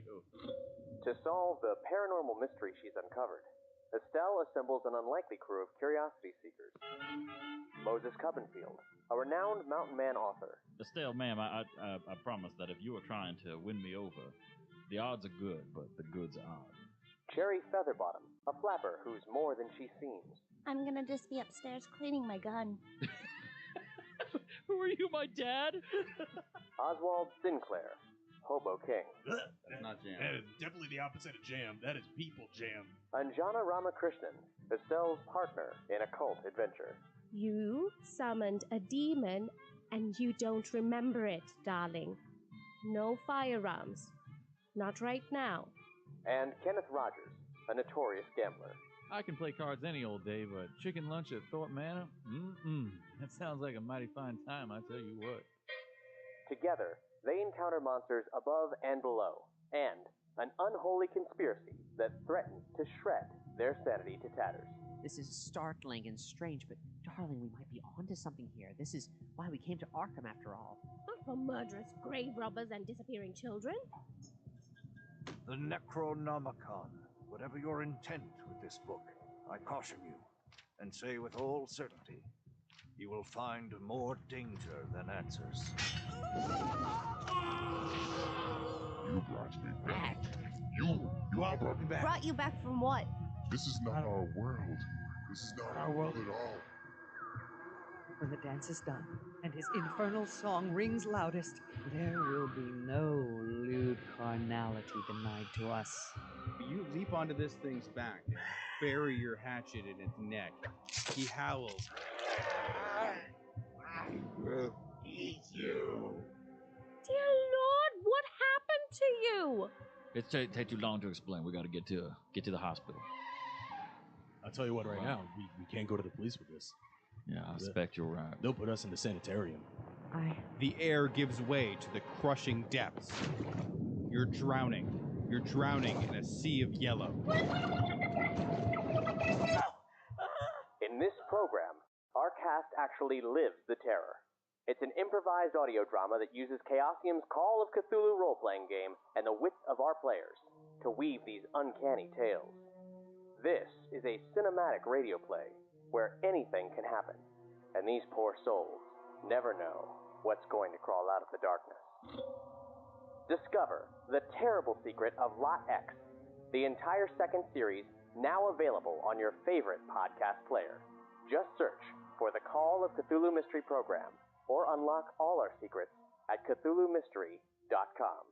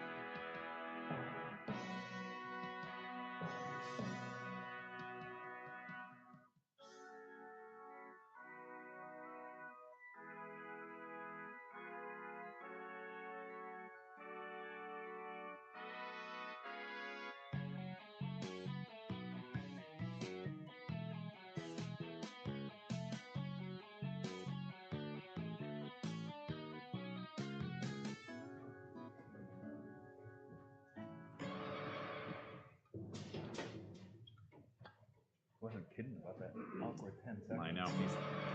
There it is. Welcome back to Act 2 of Dum-Dums and Dragons Live. Now, admittedly, I recorded this in advance and sent it through some sort of time portal, so I have to assume that Butthole built an epic hoagie, and this is solely based on the odds. Alan had her first romantic relationship, and what a charming first kiss that was. And Quinny found religion. Yeah, I'm sure that happened. That's got to be how it's all happening. And then Sean. What a Sean! Dum-Dums and Dragons! Well, it turns out Randolph the Wizard shall not pass. He has crumpled in a broken mess at the base of the White Tower, having been thrown by Barry and Gary, the forgotten halflings of the companionship. Bugbear Chef and Company, aka the Dum Dums. You've arrived in Gottfried to attempt to unravel the mystery of the companionship. A bunch of legally distinct fantasy heroes who have overstayed their welcome in this small town, as well as help out Dave Daverson, the NPC who's been with you the whole time that no one has talked to, whose brother is missing, as well as his pearls. Currently, you are talking to Fufu McNomi, the remaining companion of Lem Onad, who was there for his heroic sacrifice and is currently documenting the whole situation, only to have Barry and Gary, in an attempt to gain fame, throw the wizard who's been holding the Urk-Glurks at bay off of his tower. Now, Alan, I know you'd wanted to cast some magic as you fell. Unfortunately, due to passive perceptions. I don't know about wanted to. Thought about it. Fair enough. Yeah. Butthole's just racing up and he's like, please let his head be in one piece. Please let his head be in one piece. It is. Okay, I would like to cast Revivify. All right. So note, it does not return limbs. I understand. So, Butthole, you rush up, and like Fufu is like freaking the fuck out. Like this is a bad situation. Barry and Gary are high-fiving each other. And I feel like our motivational chat with those two went a little awry. So Butthole, you cast Revivify. I know the answer to this, and I hate it. But what does this look like from your flatulent god? What is this power? Paint us a horrific mind picture. All right, so he's looking down, and he knows that functionally he has a good head and a not great torso, and the limbs are spaghetti. So he needs to make a fart bagpipe out of this guy's torso. So he squats down in his armor and he reaches back and he undoes 2 screws to open a little butt flap. And then he goes down, and luckily he doesn't have to do this guy's mouth. He instead goes to a hole in the torso and he just squats down over it and he starts farting in so the guy's chest inflates. But it's all going out the mouth. You can see the magic, and he's like, well, this isn't going to work. So he reaches down and plugs the mouth, and then he starts doing CPR while rhythmically farting into the torso, opening the mouth to let it exhale. So in the end, he's revivified, but it tastes like his own fart. Now, Fast, you've been with the party a long time. How do you react to this? It just never gets easier to watch. No, it's horrifying every time. It's arguably a war crime, except they come back. Well, is he back if he's just a non-walking instrument? He's back, but he will never be the same. Actually, guys, I got some bad news for you. He does not come back. Oh. There's this tremendous farty bagpipe adventure. Straight up war crime. Yeah. It's not, okay, for the last time, it's not a war crime if they're a corpse. Randolph does not... I don't care if the crowd agrees. Yeah. At best, it's a misdemeanor. Okay. Some places it's not legal, but you grew up in my household and nobody cares what you do to a corpse. They'll torture your family, they'll kill your friends, they slaughter everybody. It's a war country. But what about the wizard corpse? Alan is already walking up the door into the tower. I think someone should cover the donkey's ears. He's heard enough already. Oh my god, that's a donkey? Mule. It's a mule. Oh, okay, that's fine. No one can be blamed for their parents' actions. I'm sure you heard the monologue, Krev. And he's gonna like offer a fist bump to the mule. Krez has that sort of Principal Skinner looking through the blinds thing going on, or just the platoon theme is playing for Krez as he looks at this crumpled wizard and just thinks of all the horrors that have he's experienced in his life. But then he sees a fist for bumping, and he's got to bump that fist. So just and he just taps your fist. Oh yeah, you're pretty good. You're pretty good. Dave treats you right? I try. And now Butthole's very much looking at the response from the mule. Yeah, Chris just kind of looks at Dave, looks at you and kind of like does a like like rolls his eyes. Like it's fine. He's kind of a knob, but like, what are you gonna do? Okay, yeah. I mean that sounds like work. Okay. All right. So Alan, you were storming the White Tower.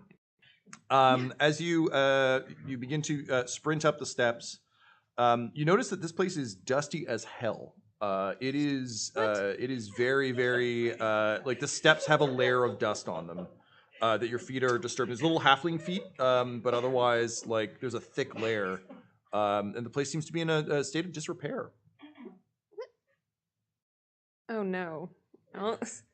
I look back. Anyone followed me? I'm back. Okay, yeah. I'm here.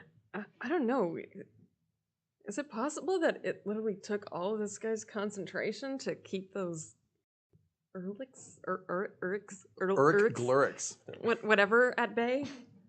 Why? What makes you think that? Well, just look at the place. What, it's a mess? Yeah. Like, I don't think anyone's come down these steps in a long time. Hey guys, I made friends with the mule. Also Fast is here now. You make your way, having fast traveled. You make your way up the stairs. We just wanted to announce ourselves so we don't scare you. Yeah, we know how spooked you get. Yeah. Oh, the mule's here too. Yeah, but Dave got to stay outside. We don't give a shit about Dave. Oh, good. Okay. Turns out Dave's not such a great guy with the mule. Yeah, he's an okay boss, but like not gifted or anything.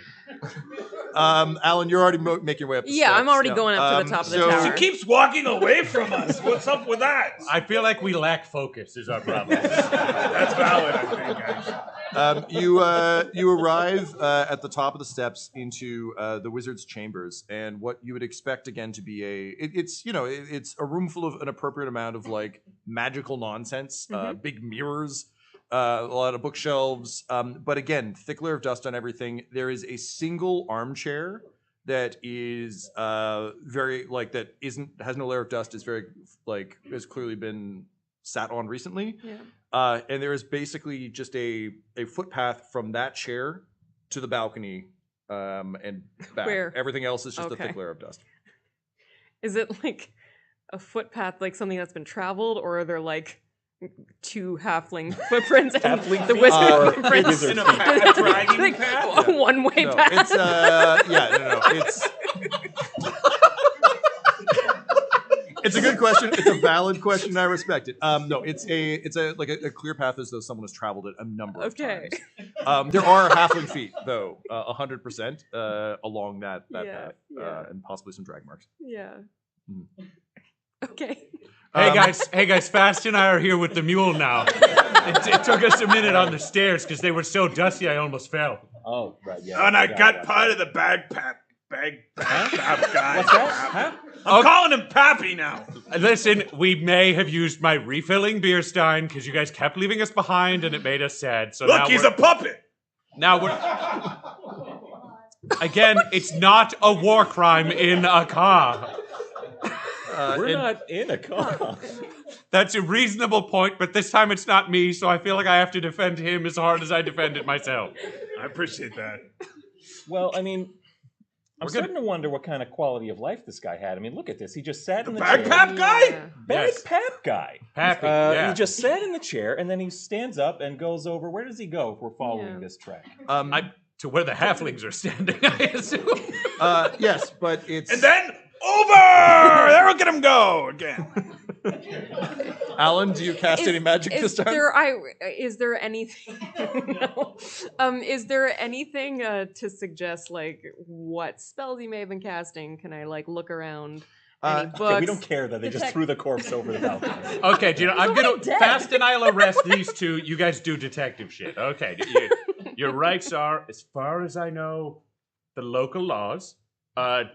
You murdered a wizard, which seems bad and seems like team evil, and no one should murder anyone to get famous, right, Fast? No, I agree, but I feel like we're a little to blame here. Okay, I want to admit... We're the people that got them all hyped up to get famous. This feels like the thing we can say during the trial, but perhaps not during the arrest. Yeah, because now we can leave, right? Because you want us to leave, and now the garden's free, and you go hammer all of them because we killed the wizard who was stopping you from killing them. Okay, step 1, we're gagging you two because I can't handle any more conversation.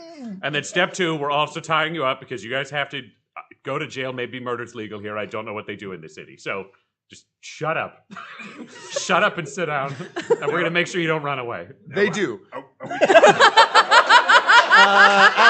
Alan, can you please roll me? Let's go with Arcana, or I imagine you're more so reaching out to kind of the mystical energies. Yes. Yeah. Absolutely.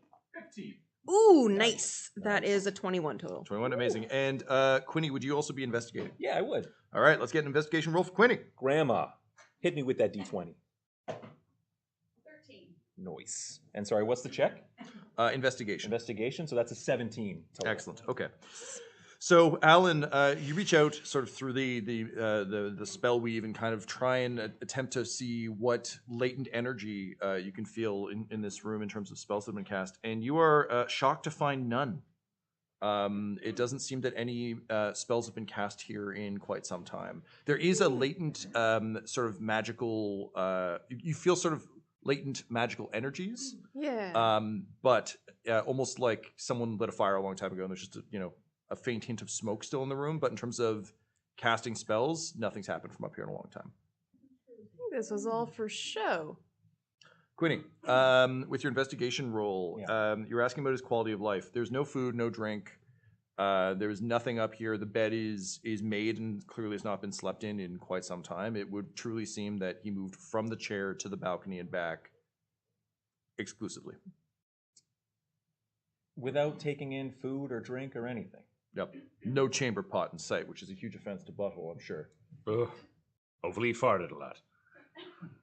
Well, he did recently, but it wasn't really his choice. Otherwise, she's going to heaven like an asshole. Did anybody see two little annoying people waddle past? No, they're tied up and kneeling. Yeah. They're doing their job. All right. You saw one. It's Quinny. Yeah. And the other two are gone. Am I getting that right? Barry and Gary are tied up. They are tied up, and they're okay. And we got foo-foo They're with just us, with right? when you're a bugbear, you're tall, and it's real hard to see halfway. Oh, there they are. Yeah, there you go. Look, as someone who's worn a lot of colanders on my head in my time, it can really obscure the vision. Yeah. Guys, this wizard, he just, as far as I can tell, sat in this chair and walked to the balcony every day, and Not did even nothing casting else. magic. Not even casting magic. No. Wait, so he didn't do anything at the window? Not for a long time. Okay, so then he wasn't the thing stopping the... I'm going to throw out a name and just say we call him Uggos, because I cannot Sure. keep track of Yeah, this. yeah, sure. Ugly, blah, blah, sure, no, Urkel, whatever. Urkels, Yeah, Yeah, so the Uggos, clearly not being stopped by this guy's magic, because apparently all he did was walk from a chair to a window, which does seem like an old man thing to do. And I can't cure someone who dies of old age. He did not die of old age. But what if he he was did? a puppet and he was already dead? Well, no, you made him a puppet. Yes, No, but no, before no. that. No, puppet. but Someone there's else. a limit. You can bring people back. You should have been able to bring him back. That's what I'm saying. If he was just walking from the chair to the window and then he died that way, then I could bring him back. But I couldn't, which means either his internal organs are also limbs that I can't bring back, possible, or far more likely that he was already dead, so I was just farting into a dead guy. And that means that which- Barry and Gary, they knew he was dead. They're on it, and Alan just slowly turns to look at All right, listen up, you Barry little and shits. Gary. Was he already dead? And he just takes the... wait, who has the worst hair? Gary. He feels like he's more likely to cave because he has slightly less good hair. So he's got something he's got to prove. So he takes his gag off and he's like, now, did he say anything before you threw him out the window? Or was he just a dead guy? Now, look, it would seem to me that there are two of you, and usually, as TV has taught me, there's a good cop and a bad cop. So I think, Ryan, you set yourself up as bad cop, which I think means fast you're the good cop in this situation. My question to both of you is, I'm going to need some rolls on this. Ryan, it sounds like you're going with an intimidation thing. You've got his not so good hair. Yeah, I just learned that fucking with corpses is a crime. And it sounds like you fucked with a corpse. Admit he was dead. Admit he was dead. You knew he was dead. All right, gonna get a roll, intimidation roll for Buttle.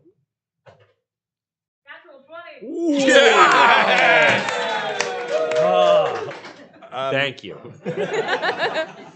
Great. So as you begin to pull on the hair, he just says, "No, please! I have so little left. Please, you gotta leave me with my mostly okay hair. He didn't say anything.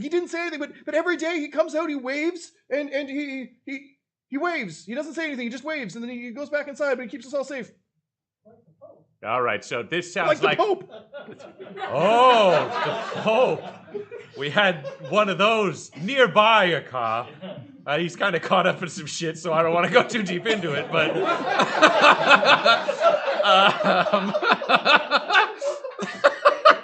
Jesus Christ. Well, yeah, the wizard didn't say anything. Yeah. No, that's we fine. definitely thought he was alive. And he looks at Alan. Yeah, so no, this sounds like a weird puppet thing. This doesn't Yeah. sound like we had a living wizard, so... Wait, let me try good cup. Oh.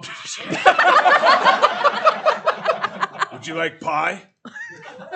Damn, that is a good play. Yep. 13. I'm going to give you advantage on that. So roll that again, see if it's higher.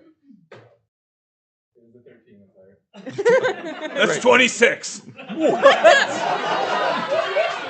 You know, for pie? He's a chef. That actually checks out. So he says, well, yes, I like pie for first lunch and second lunch and third lunch. Honestly, any of the lunches. Now you're getting greedy. Okay, well, I'll take what I can get. Aha, I'm the good cop now. This is one of those confusing interrogations. Now ask him a question. Who's keeping the looks? The wizard, the Randolph, the But you said he only walks out here and waves, and you know what? I think we need more intimidation. And I pushed the other one off the balcony. Oh, Alan cast Featherfall on that one. Great. So Barry with his found the line. drifts down to the ground, and down there you just see Dave Daverson leap on him and just punch him in the face. He's like, I got him! I got him for you! Where's my brother, you son of a bitch? And he punches him again, and he's like, ow, my hand! He's unrelated to your brother. Just keep him tied up.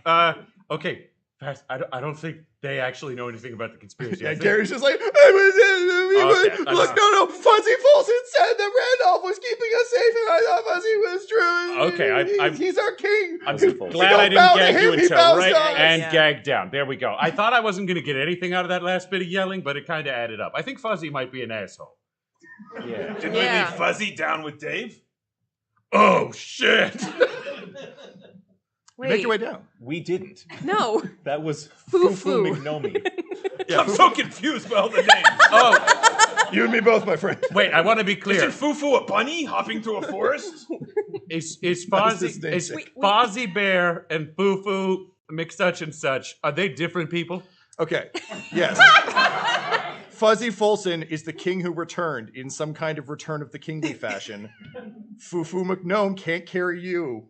Or he can't carry you, but he can't carry the ring. But he can carry you. Okay, but He likes potatoes. Wait, okay. Boiled, mashed, or stuck in I know I promised to not ask for more recaps, but I also said that would be a lie. Alan, you seem to have the best handle on this. So, is Fuzzy a halfling? No. Not as far as we know. Excellent. He's okay. Viggo Mortensen. He's very clearly Viggo Mortensen. Viggo Mortensen. Okay, I know him. He's not shipped. He's one of the Yeah. three, but the one that wasn't shipped. Okay, so I know him from the stage play G.I. Jane. Yes. Yeah, Does exactly. that work out? That whole, Yeah. coming back? Yeah, it's very popular. Okay, so this is a fake wizard who is just moving around, and then there's these idiots who clearly did nothing and just stood near a no pool lifeguard station. Then we have the angry married couple. We have the confusing Fufu McNomie, who seems to be doing whatever. And then the king seems to be the one who said the wizard was doing a lot, but the wizard was doing nothing. Yeah, we should go see him, right? The king. Yeah. Agreed. Agreed, Fast? You're the leader. That's Fufu, right? I'm just No, going you're to say... Fast.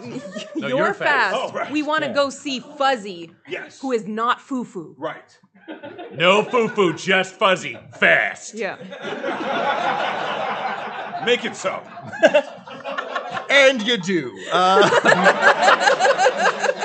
Leaving poor Fufu McNomi Gamgee to his book and his horror at the death of Randolph, you quickly rush to the Palace of Mordors. These doors are very large. One does not simply walk through these doors. So I'm going to need a strength check to push open these doors. Everybody start hopping. Okay, yeah, strength check. That's who we're going. Oh, man, we are not getting through that fucking door. That is a 5 for Butthole. You run into it, and it's like Wait. I remember at the beginning, our strongest member is Quinny. Yeah, well, I fucked up and ran into a door, so... Yeah, Dave Davison's like, it's true. Yeah. Well, it isn't me. Yeah. Strength check? Strength check. The trick is to run really fast. Yeah. I just didn't go fast enough. Nat 20 would be great, Grandma. 18? Hey! So that comes in at a 17. You take 6 points of damage and bounce off. Oh! As I was saying, when Butthole ran into it, it's like a Capcom area that they don't want you to reach yet, where a mystical force repels you from the door at full speed. So you're tossed away as though you didn't kill all the monsters in a Devil May Cry fight. And you roll through the dirt. Barry and Gary then. Alan, we might need your fireball or else we're going to have to use teamwork.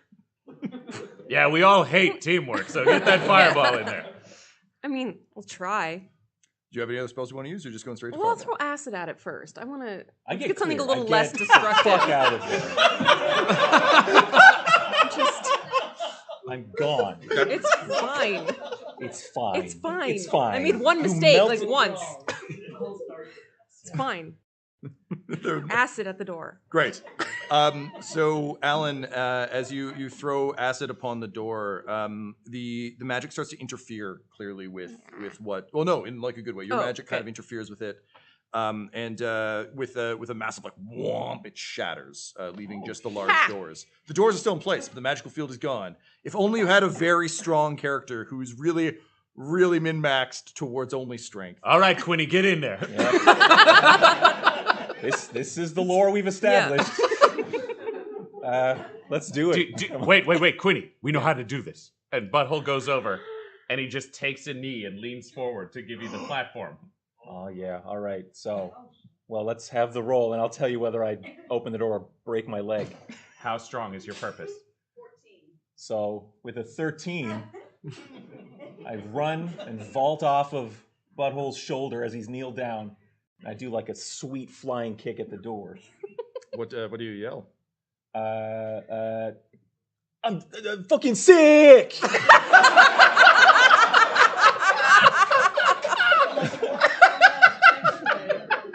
Okay. I'm just waiting for Tom to say we cut to the hospital. We cut to the graveyard. Quinny, you boot the door. Luckily, there is no magical field, but you are also not strong. Oh, no. So you boot the door, and it moves just a little bit, and then you just slide down. You don't take any damage. Okay. You just slide embarrassingly to the ground. Right. I'm like, it moved, though. Did you guys see that? I saw that, yeah. Listen, that counts as open. I'm worried you might be fucking sick. No, that was like, let's open the door. Yeah. Go ahead, just follow him now. Yeah, he's making sense. Great. You scooch the door open rather than actually pushing it, and do that awkward shuffle thing through where like you don't really want to open it. Sorry, wait, I got to take the colander off. Okay. Yeah, you Indiana Jones the colander back in, and as you're through, you're met by yet another door. There's like a large wall. It's more But doors. It's just going to be more doors. The minute you all the enter, way. there's just a dramatic like, and the doors are flung open on the interior doors that are clearly much thinner and easier to push if you're just a guy. Throws them open. For some reason, his hair is wet. It's, he looks heroic as hell. He just got out of the shower. Yeah, I mean, somewhere. But he also looks rough. Like he's Viggo Mortensen by way of Robert Baratheon now. So just kind of like, he's been living large. He's got like one of those comically large chicken legs in one hand. And like, he just kind of stumbles out and he raises up and he's like, it is not yet gratitude time, I don't think. Like reaches for a pocket watch and like just pulls out just a wine sack and he's like, close enough. And takes a swig. And he just looks at all of you and he says, the fuck tribute did you bring? All right, so spoiler alert, your wizard was dead and wasn't doing any magic, and gasp, your halflings are murderers now. And I mean, Fufu seems kind of sad, but that doesn't really add up to anything. Yeah, no. What the fuck is going on? Can I get some checks on this to see how you're taking the scene? And he is reacting in a large way to all this, but kind of in that way that, again, a distinctly different character who kicked a helmet really hard reacted. So it's just a lot of like face acting, He's just thinking of all of his Eastern promises and having a real hard time. So how would you try and determine how much of this he knows through rolls? Is it through, are you observing him? Are you like actively, what's Butthole's all about that gut, man. He's just got to trust his instincts. Yeah, great. 11? That's okay, because we are in the gut zones. That is an 18 Right, with so, insight. Fast, how are you trying to parse this out? Acrobatics. Great, love it. Are you doing them or Yeah, hoping I he am will like, do them? I'm like, I do a cartwheel, a spin. It's also an 18, and then I like point at him. We're gonna come back to that in a second, Alan. Investigation, so Yep. looking for like subtle signs of, whatever. What we got? Oh no, you got to roll again if you missed a Yeah, bucket. yeah. Jack die. 17. Hey, that's a 23. That is much better than the floor. Yeah. So acrobatics is on the table. I would like to use it. I would like to do it. Tyler, I gotta ask, is Quinny trying to use acrobatics to understand what's going on, or is he just trying to show up fast? Because Fast just did some pretty fucking good acrobatics. Yeah. This is the biggest answer you'll give in your life. Right, yeah. This is in our ages-long tumultuous relationship. It's all been coming to this moment. It has. Yeah. I chose this moment very carefully. Yeah. And this is my time to become leader of the Bugbear Chef. Oh, no. We're not going to change the name, but I will be the Just leader. putting on the fuck harness. Yeah. Oh, no.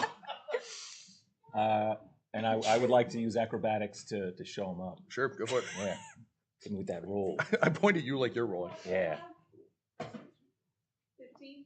So that's a 25. Fast actually has a tear running down his face. Well, the incredible thing with this is, though Fast caught it out of his colander-enhanced peripheral vision, no one else was paying any fucking attention to Quinny because they were trying to figure out whether or not Fuzzy was lying. So, cool, you win. No one cares. The rest of you notice very much. I'll always care, Quinny. That doesn't matter to me.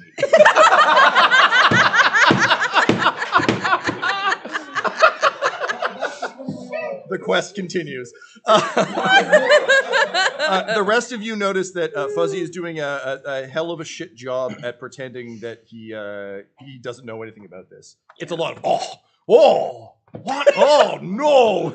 Oh jeez! And when you point at him, he just freezes because that acrobatic like cartwheel to point, like that is what the Rangers taught him back in the day. His old friend Ranger the Ranger used to threaten him with that all the time and call him a louser, and it struck him to his core. So he freezes and he says, "Knowest thou my deepest secrets, my deepest shame, acrobatic pointing bear?" Sadly, Fax has turned away and is just staring at Quinny with a tear rolling down his face. Yes, Fast knows. Now, confess or he'll do more flips or something. I'll never do a flip again. God damn it! Careless whisper just comes in. He says, well, it all began when the Dark Lord, and he proceeds to do the entire story again. Oh my god, dude. Yep. But Butthole still doesn't have it, so he's like learning still, but you can continue to pass. In this version of the story, though, Fuzzy Folsom, he ran from his his obligations to his people in Godfrey. Definitely wasn't exiled for being a wastrel and kind of a piece of shit. Definitely not that. He was like the heir apparent. And sure, it became a cool, thriving democracy while he was gone. They abolished the monarchy. Everything was amazing. But, they were just waiting for their king to return, and he did, and it was great. Like, he came back, and he solved everything. They stopped the royal timekeeper, and, it's fine. Everything was great. The ring got destroyed, and here we are. But as he goes, he starts to break down a bit. And he starts to, he has tears in his eyes. And he just says, and surely you can't blame an old broken down king for wanting to live the legend, a little bit, to be the hero for once. Then the Glurk haven't killed anyone since I struck my deal with them. Well, no one of note, at least, and everyone was content to believe in Randolph. Isn't it wonderful? Back up. Okay, you're gonna need to walk us through the deal you made with the ugly ducklings. Well, based on your roles and the acrobatics, I think it's safe to say that the Glurk were too powerful for any of us, truly. Any of us, any one of us, any of us at all. And so I made the only deal I could, to feed them all the tourists who came to this town in order to buy their silence. And admittedly, they've done a damn good job of being statues this whole time. But now that you found me out, they will be hecka pissed. And with the death of Randolph the Wizard, we can no longer keep up the ruse. I do wonder what Fufu will do now. And then all of a sudden, all of the blood in his body bursts out of his body, showering you in blood, turkey leg, and some Oh, of I that wine cast sack. shield. I stand behind Alan. Immediately, to be clear. I try to grab the turkey leg. All right, we're gonna need a roll. Give me a. Let's go with a save. Let's go with a dexterity save. Yeah, all right. I'll let you have some turkey. Plus for that. 2. All right. Hey, 14. Yeah, sure, great. You catch an admittedly kind of it's cooked a little bit too much on one side, but still, it's food's food. Butthole, are you trying to dodge this gore spray? Butthole just gets hit, and he's just like, "What the hell kind of fart was that?" The messy, successy kind. With the king having died in a blast of blood and gore, you begin to hear screams outside in Gottfried as the ringing voice of the many Uruk Glurks out there, Leather Aduano, Joe Mama, Emia. These guys have names? They do. They have a lot of names because I had a lot of names. Amaya, thank you. Yes. Sorry, the name is echoing badly through the halls of more doors. So they're all yelling their own names. Yes, they are. Into combat? They're like wrestling, they're like wrestlers. They have to yell, or Pokemon, or Dragon Ball characters. They all have to yell their name. You hear Typhon Taintus the Brown and Gonad the Great yell their names. Those two sound like heroes. Wow. Yeah. But finally, they're two twin leaders, Groen von Lieberlauden. And, of course, Duckman the Seventh. There are a lot of the Sevenths in this. Yell out. Twins from different families. Yep. Names are weird. You just hear one of them yell out, hey, our deal's broken, so we're just going to, eat everyone now. So fuck you guys, I guess. It's Uruk Glurk time. Woo! And the screams begin. Uh-oh. We'd like to make a new deal. You got any tourists in there? Actually, 4 of them. Well, like us? Don't worry. We're not gonna actually just be like, hey, eat us. We just don't want them murdering the town. Hey, I don't think you guys are actually gonna let us eat you. You're just doing this to stop us murdering the town. Is that right? No. What are we doing? You gotta say that part. Oh God, we're dying. We have names. Excuse me. Does anybody have a map or know the way to the Tower? Oh, do you know what? I'm here for trinkets to take back to my various friends. They won't like them because they're low quality, but I'm not going to spend much because they're not friends who are that important. All of the more doors burst inwards, and we roll initiative. All right. Ooh, nice. 18. 18. Ooh, that's Was that Tyler? 19. 12? That's all right. That's all right.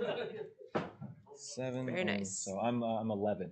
Okay, 11 from Quinny. Yeah. 19 from Alan. It's 19. Great. 14. From Fast. Great. And I 16. didn't cheat. I had +2, Tyler. And I'm 16.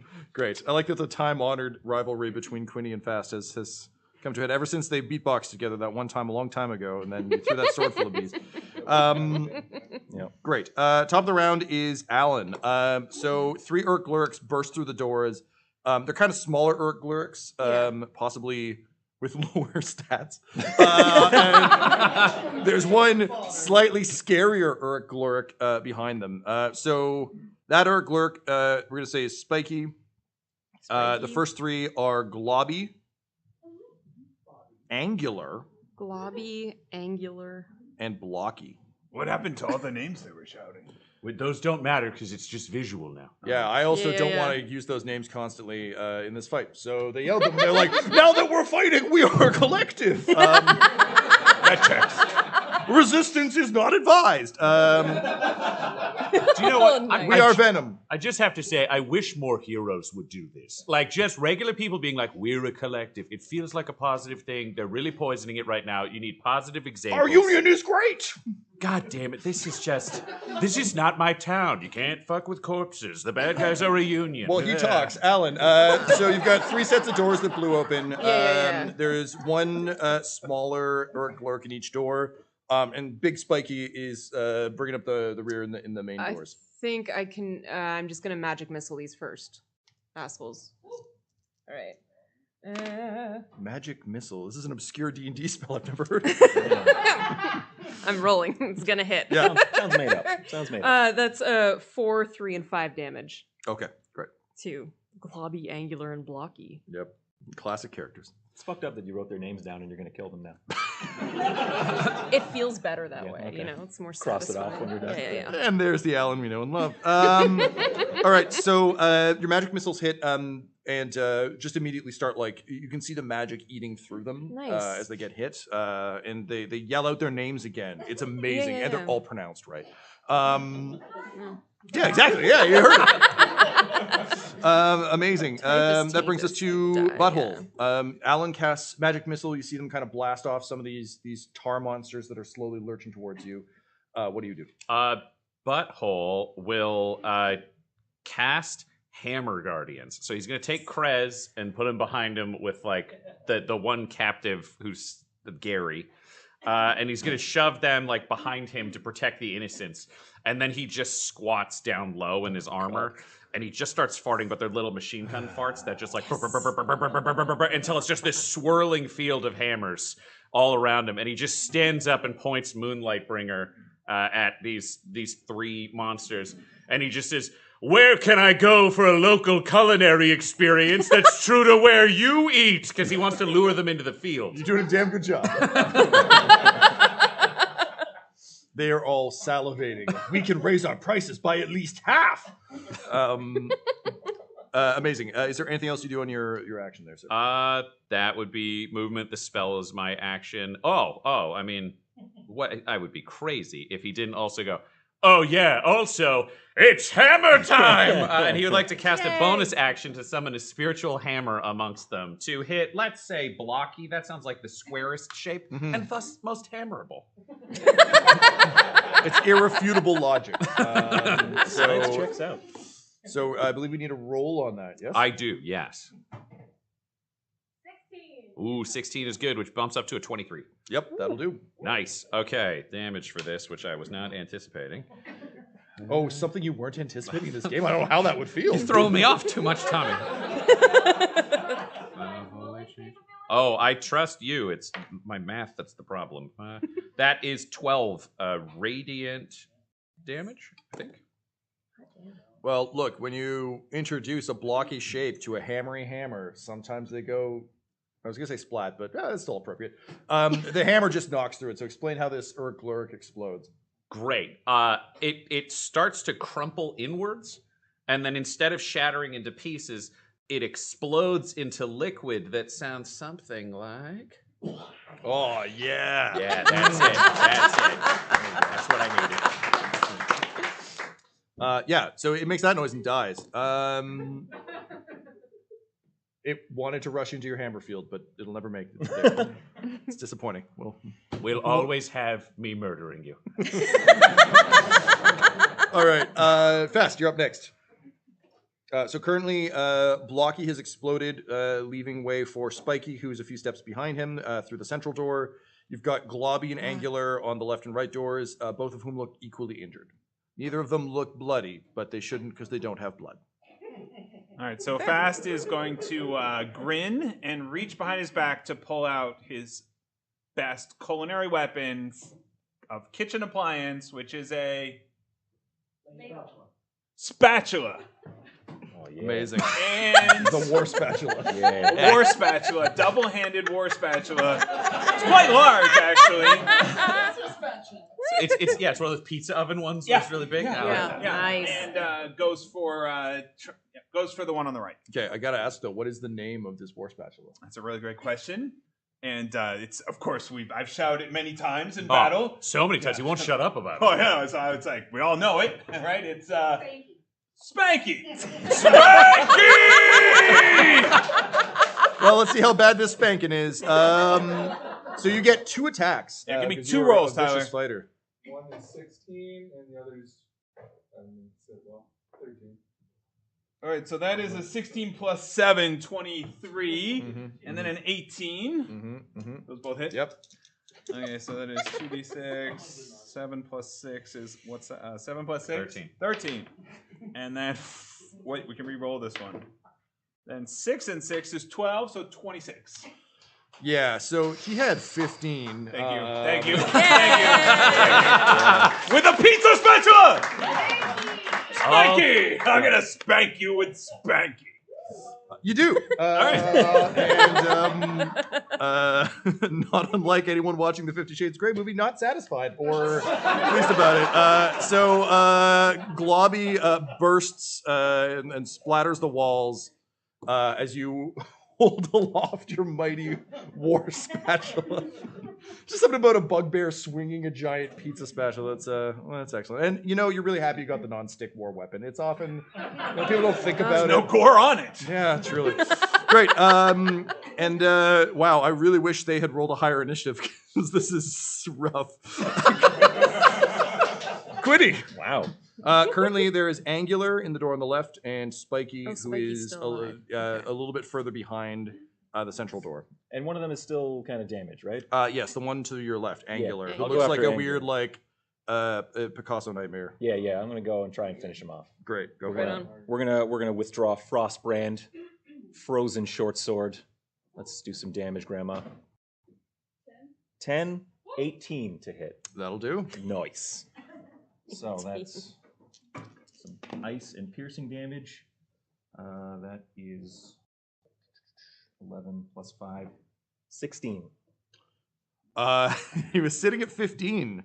So you drive Frostbrand deep into the angular nightmare of this Urk Glurk, and the frost spreads. Just freeze him there, Yep. And then you get to do the Mortal Kombat / T1000 smash, where where it shatters. Say, Quinny, you're the king of one-liners. Do you have a one-liner for the death of this creature? Oh, I'm fucking sick!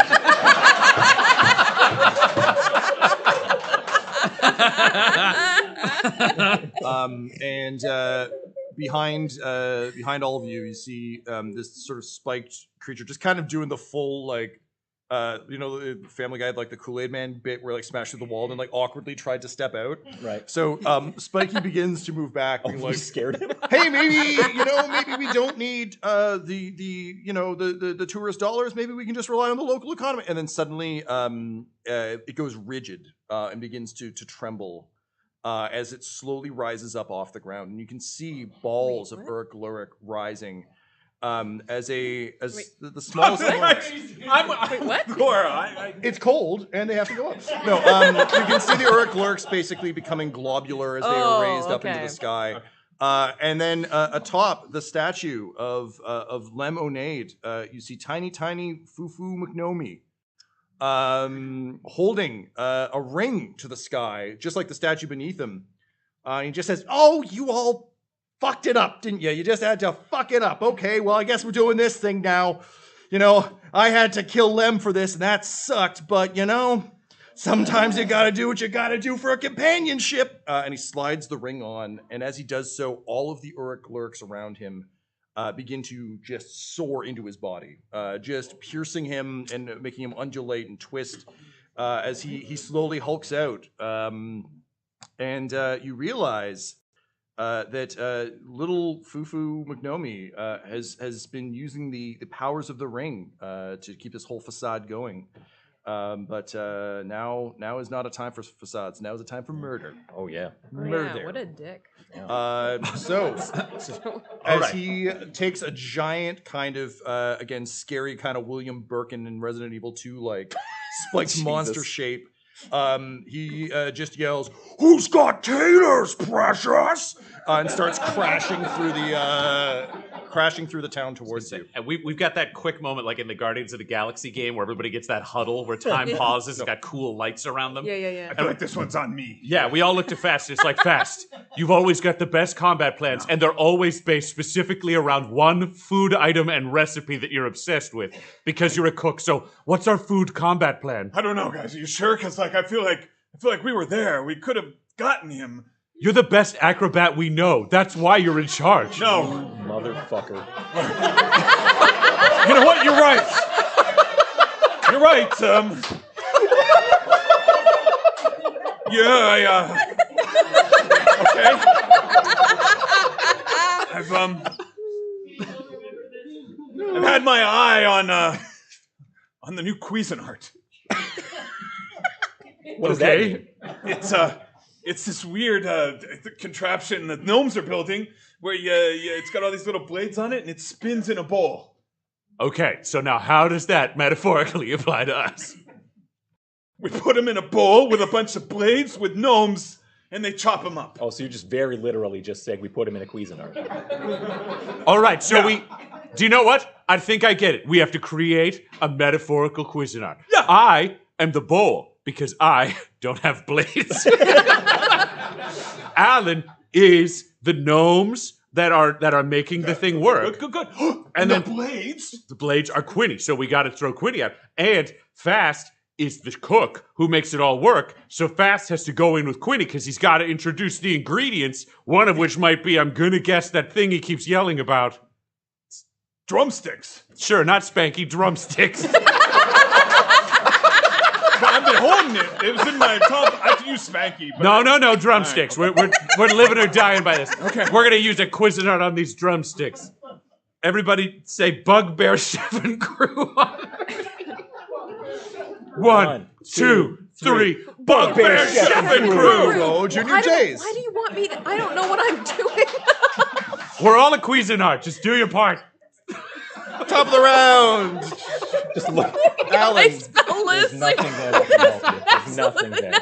Alan, a giant venom on steroids, tentacle monster of dark power and charming Gamgee energy is tearing towards you. That's great. It is. He's still a little bit of a distance away. He's coming from the center of town, and as we've established, it is both sprawling and dense. So there's a lot to get through. Wait, how far away? He's about 45 feet away now. He's closing quickly. Okay, in that case, I'll just stroll up 15 feet, close the distance, and any mixer needs a jolt of electricity. So let's just start with the witch bolt. All right, let's do it. Yeah, because it never misses. Yeah. Hey, look, none of your friends are in the way this time. We're gonna cast at level 3. I get out of the way again. We cast at level 3. I need it. Yeah. 4. True to Alan. So that's 10 to hit. That's 10. Yeah, that'll hit. Oh wait, right? That's fine. Hey, Alan. Would you like to talk about a devil's bargain? Oh my god. Always. Always, sure. Always. I will let this hit, but all of your teammates will have to roll to get out of the way. Because you are overcharging. Honestly, that sounds right. Like a Cuisinart that is not. All right. Save me, Tyler. I need deck saves all around. I'm just going to start rolling the damage. We got this. It's a deck save. We were always 7. There was 11? no world where I was going to pass a deck save. So that is it. What is it? 2, 3? Yeah, I got a 3. Cool. You've 7. been thunderstruck.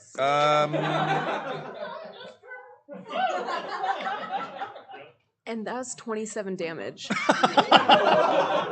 like the best I've ever rolled. I'm just gonna turn my iPad off. I don't think the big bad is this guy. I think it's you. I'm not even going to bother to roll. I'm going to say that breaks concentration and my hammer field goes out. Yeah, that I'm gonna feels assume. like a thing that's just over. What was I rolled an 18 to dodge.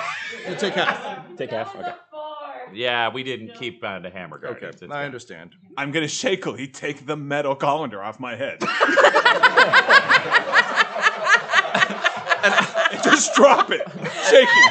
I'm going to turn and look at you in my full plate mail and just say, "You lucky son of a bitch." Only had listened to Edna Mode, we could have avoided this whole situation. Okay, wow. Whose idea was an electrical appliance? I can't remember for some reason. I thought it was just knives and gnomes. Krez comes out just like purely puffed. Just like, feel you, brother. I feel you. I am so glad he's alive. Has anybody seen Dave Davidson? He pushes Barry and Gary's smoldering corpses off of him and just rises. Still here, still waiting on those pearls. All right. So, Alan, is there? I hesitate to ask. Is there anything else you do on your turn other than become the Phoenix? I'm just gonna. It's a concentration spell, so I'm just gonna keep on. We wouldn't want you to lose the concentration. No, exactly. Billy Fingers like crawls up your shoulder, gives you a thumbs up, throws up the devil horns. Yeah. And crawls back. Yeah. Okay, I just got to ask Tom now.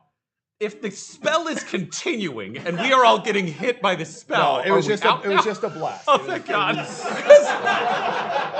was like, this battle can end, and it's just like, all right, well, I'm fucking done. Alan keeps going. Look, we are on a timeline. Alan murdered the world. The end.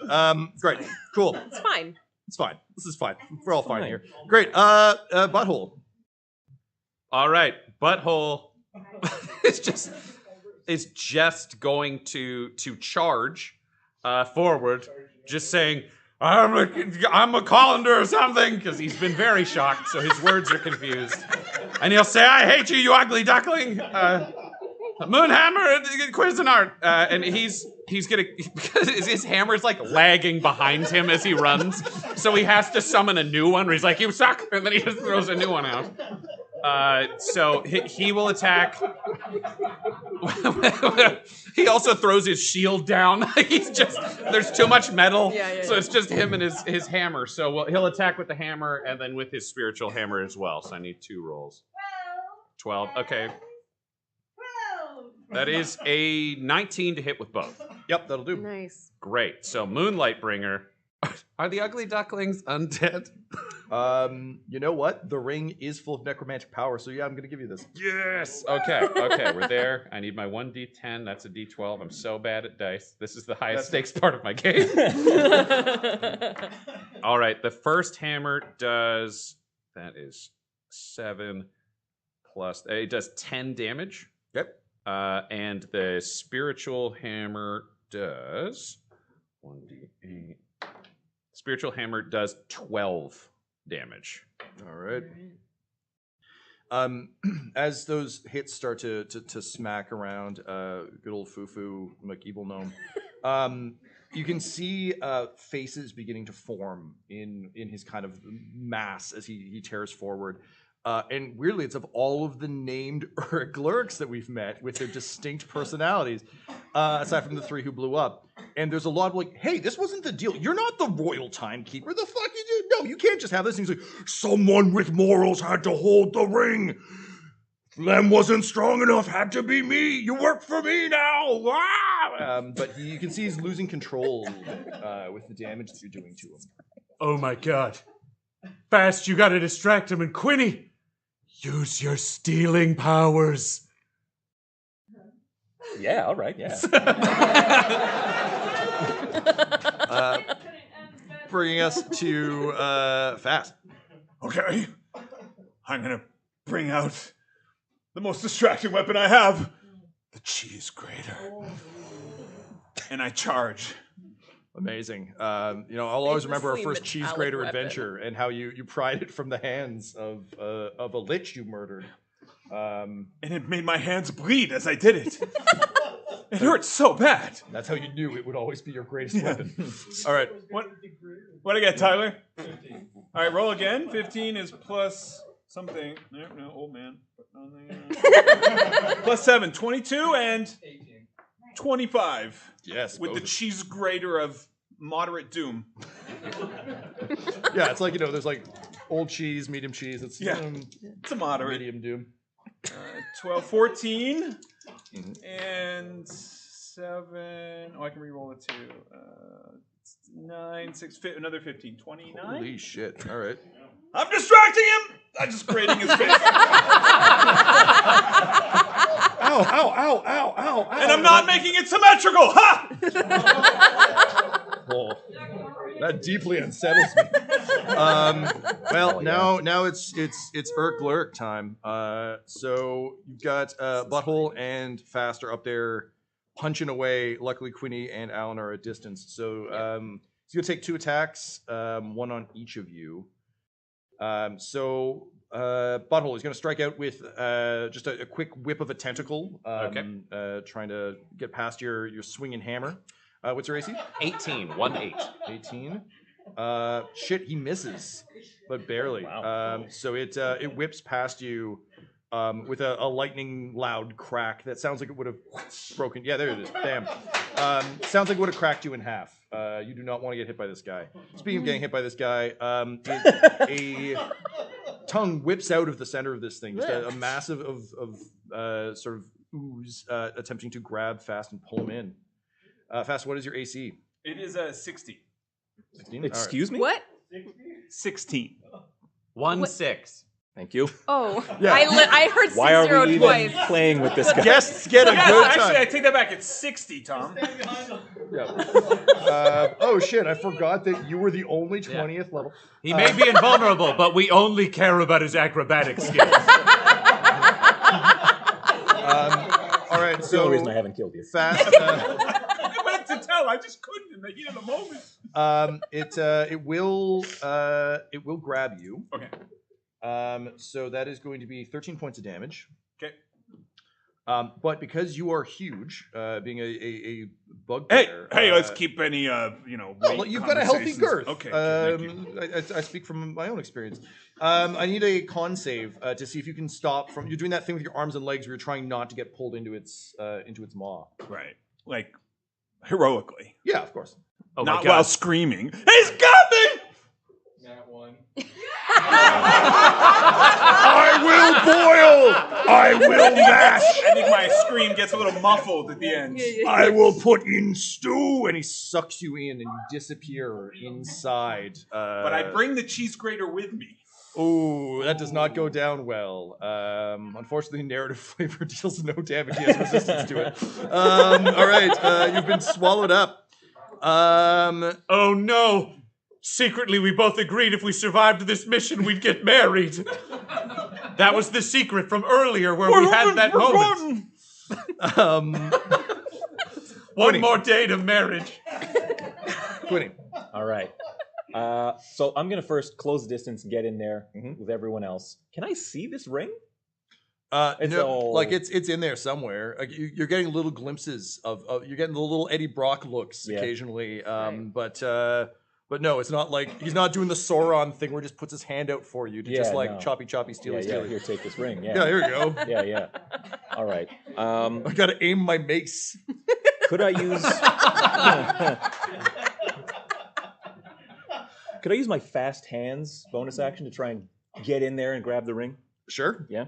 What are you looking for from me there? A sleight of hand or? Yeah, I think a sleight of hand. Okay. Yeah. Can I see a sleight of hand roll, please, and thank you? We're all feeling the pressure. Nice. So that's a 28.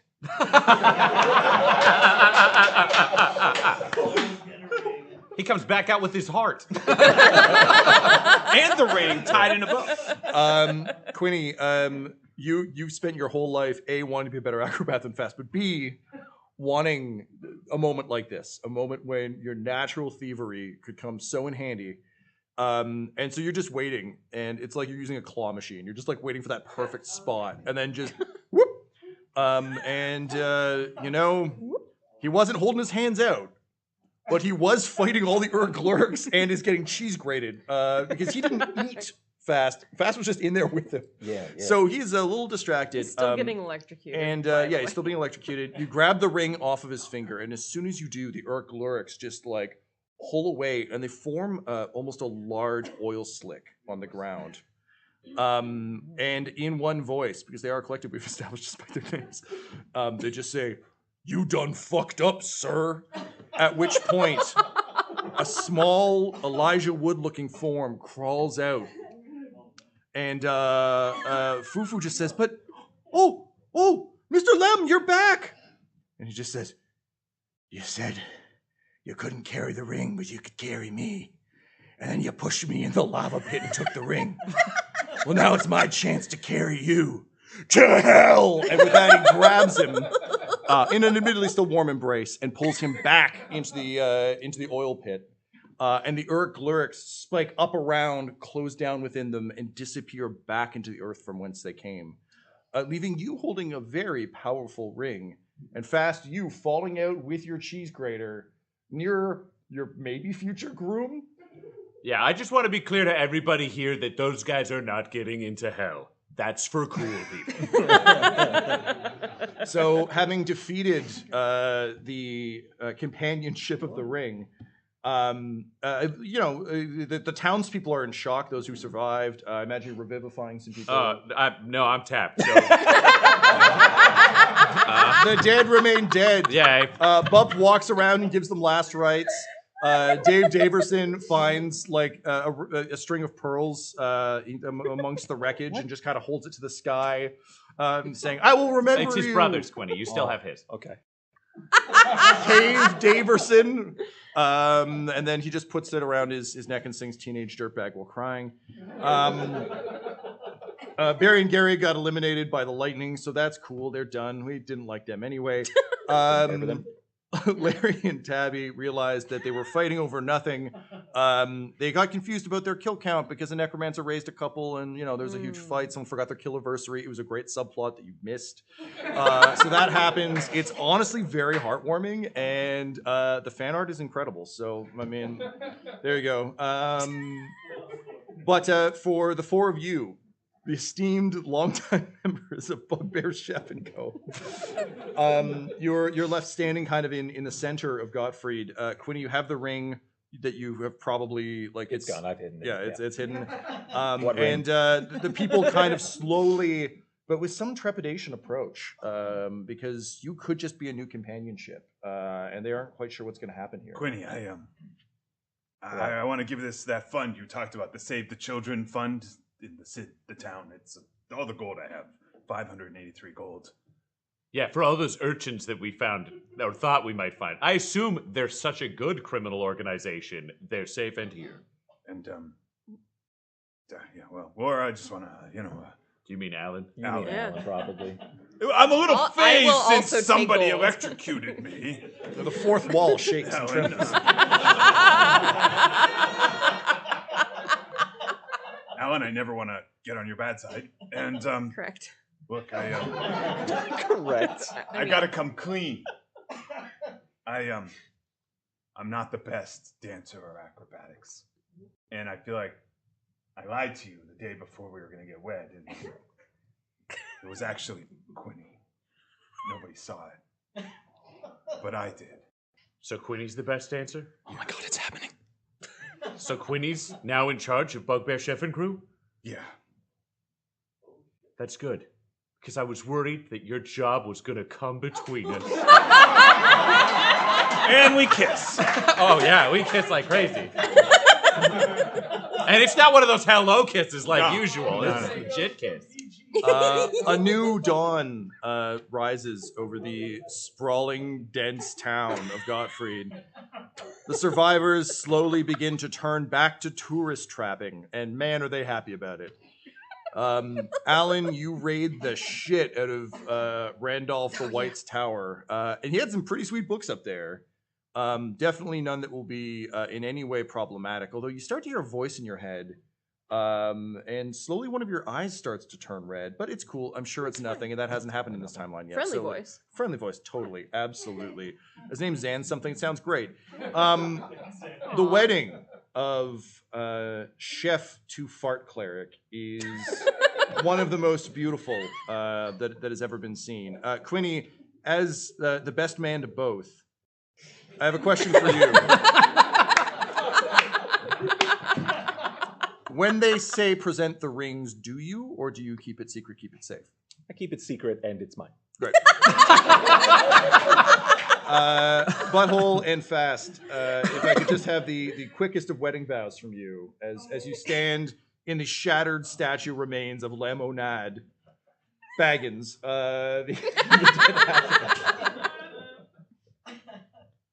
Always cook for you, even when you smell bad. You had me at smell bad. That was the end of what he said. No. And with that, he finished. Yeah, with that, the officiant, Krez the mule, goes, and then like somehow manages to wink at both of you, like one eye, and then nods. Okay, that. You're married now. Everybody You're go married home. now. And so, yeah, what marriages are. Yeah.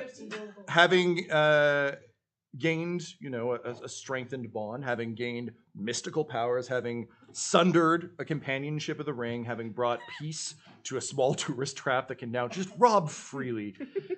Slowly, the band begins to leave. Quinny, what's the new name of Bugbear Chef & Co.? Oh, it's the fucking sick Bugbear Chef & Co. And as they begin to walk away, you just feel, you just put a hand in a secret pocket. Yeah. And just, you just want to make sure the ring is there. It's just got to be there, right? I mean, it's my ring. It's your ring. It's my precious. Absolutely. But after all, there couldn't be any real harm from just putting it on, right? No, certainly not. But that's a story for another night. Thank you, everybody.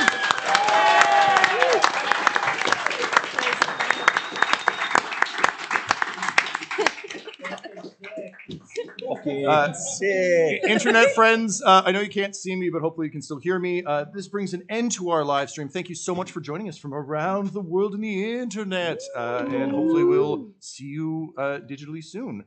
And for those of you here, thanks for coming and watching our very first live show. This has been a real honor for us and something we've been very excited about.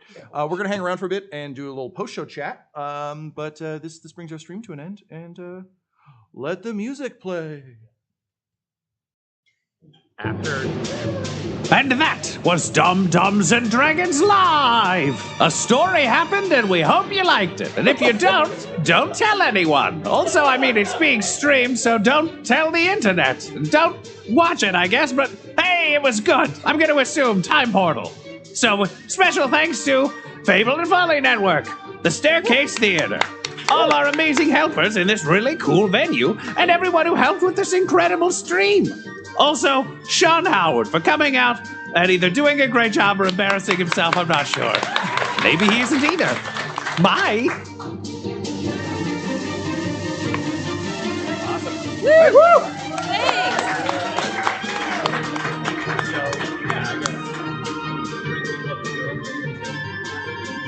Yeah, so for those of you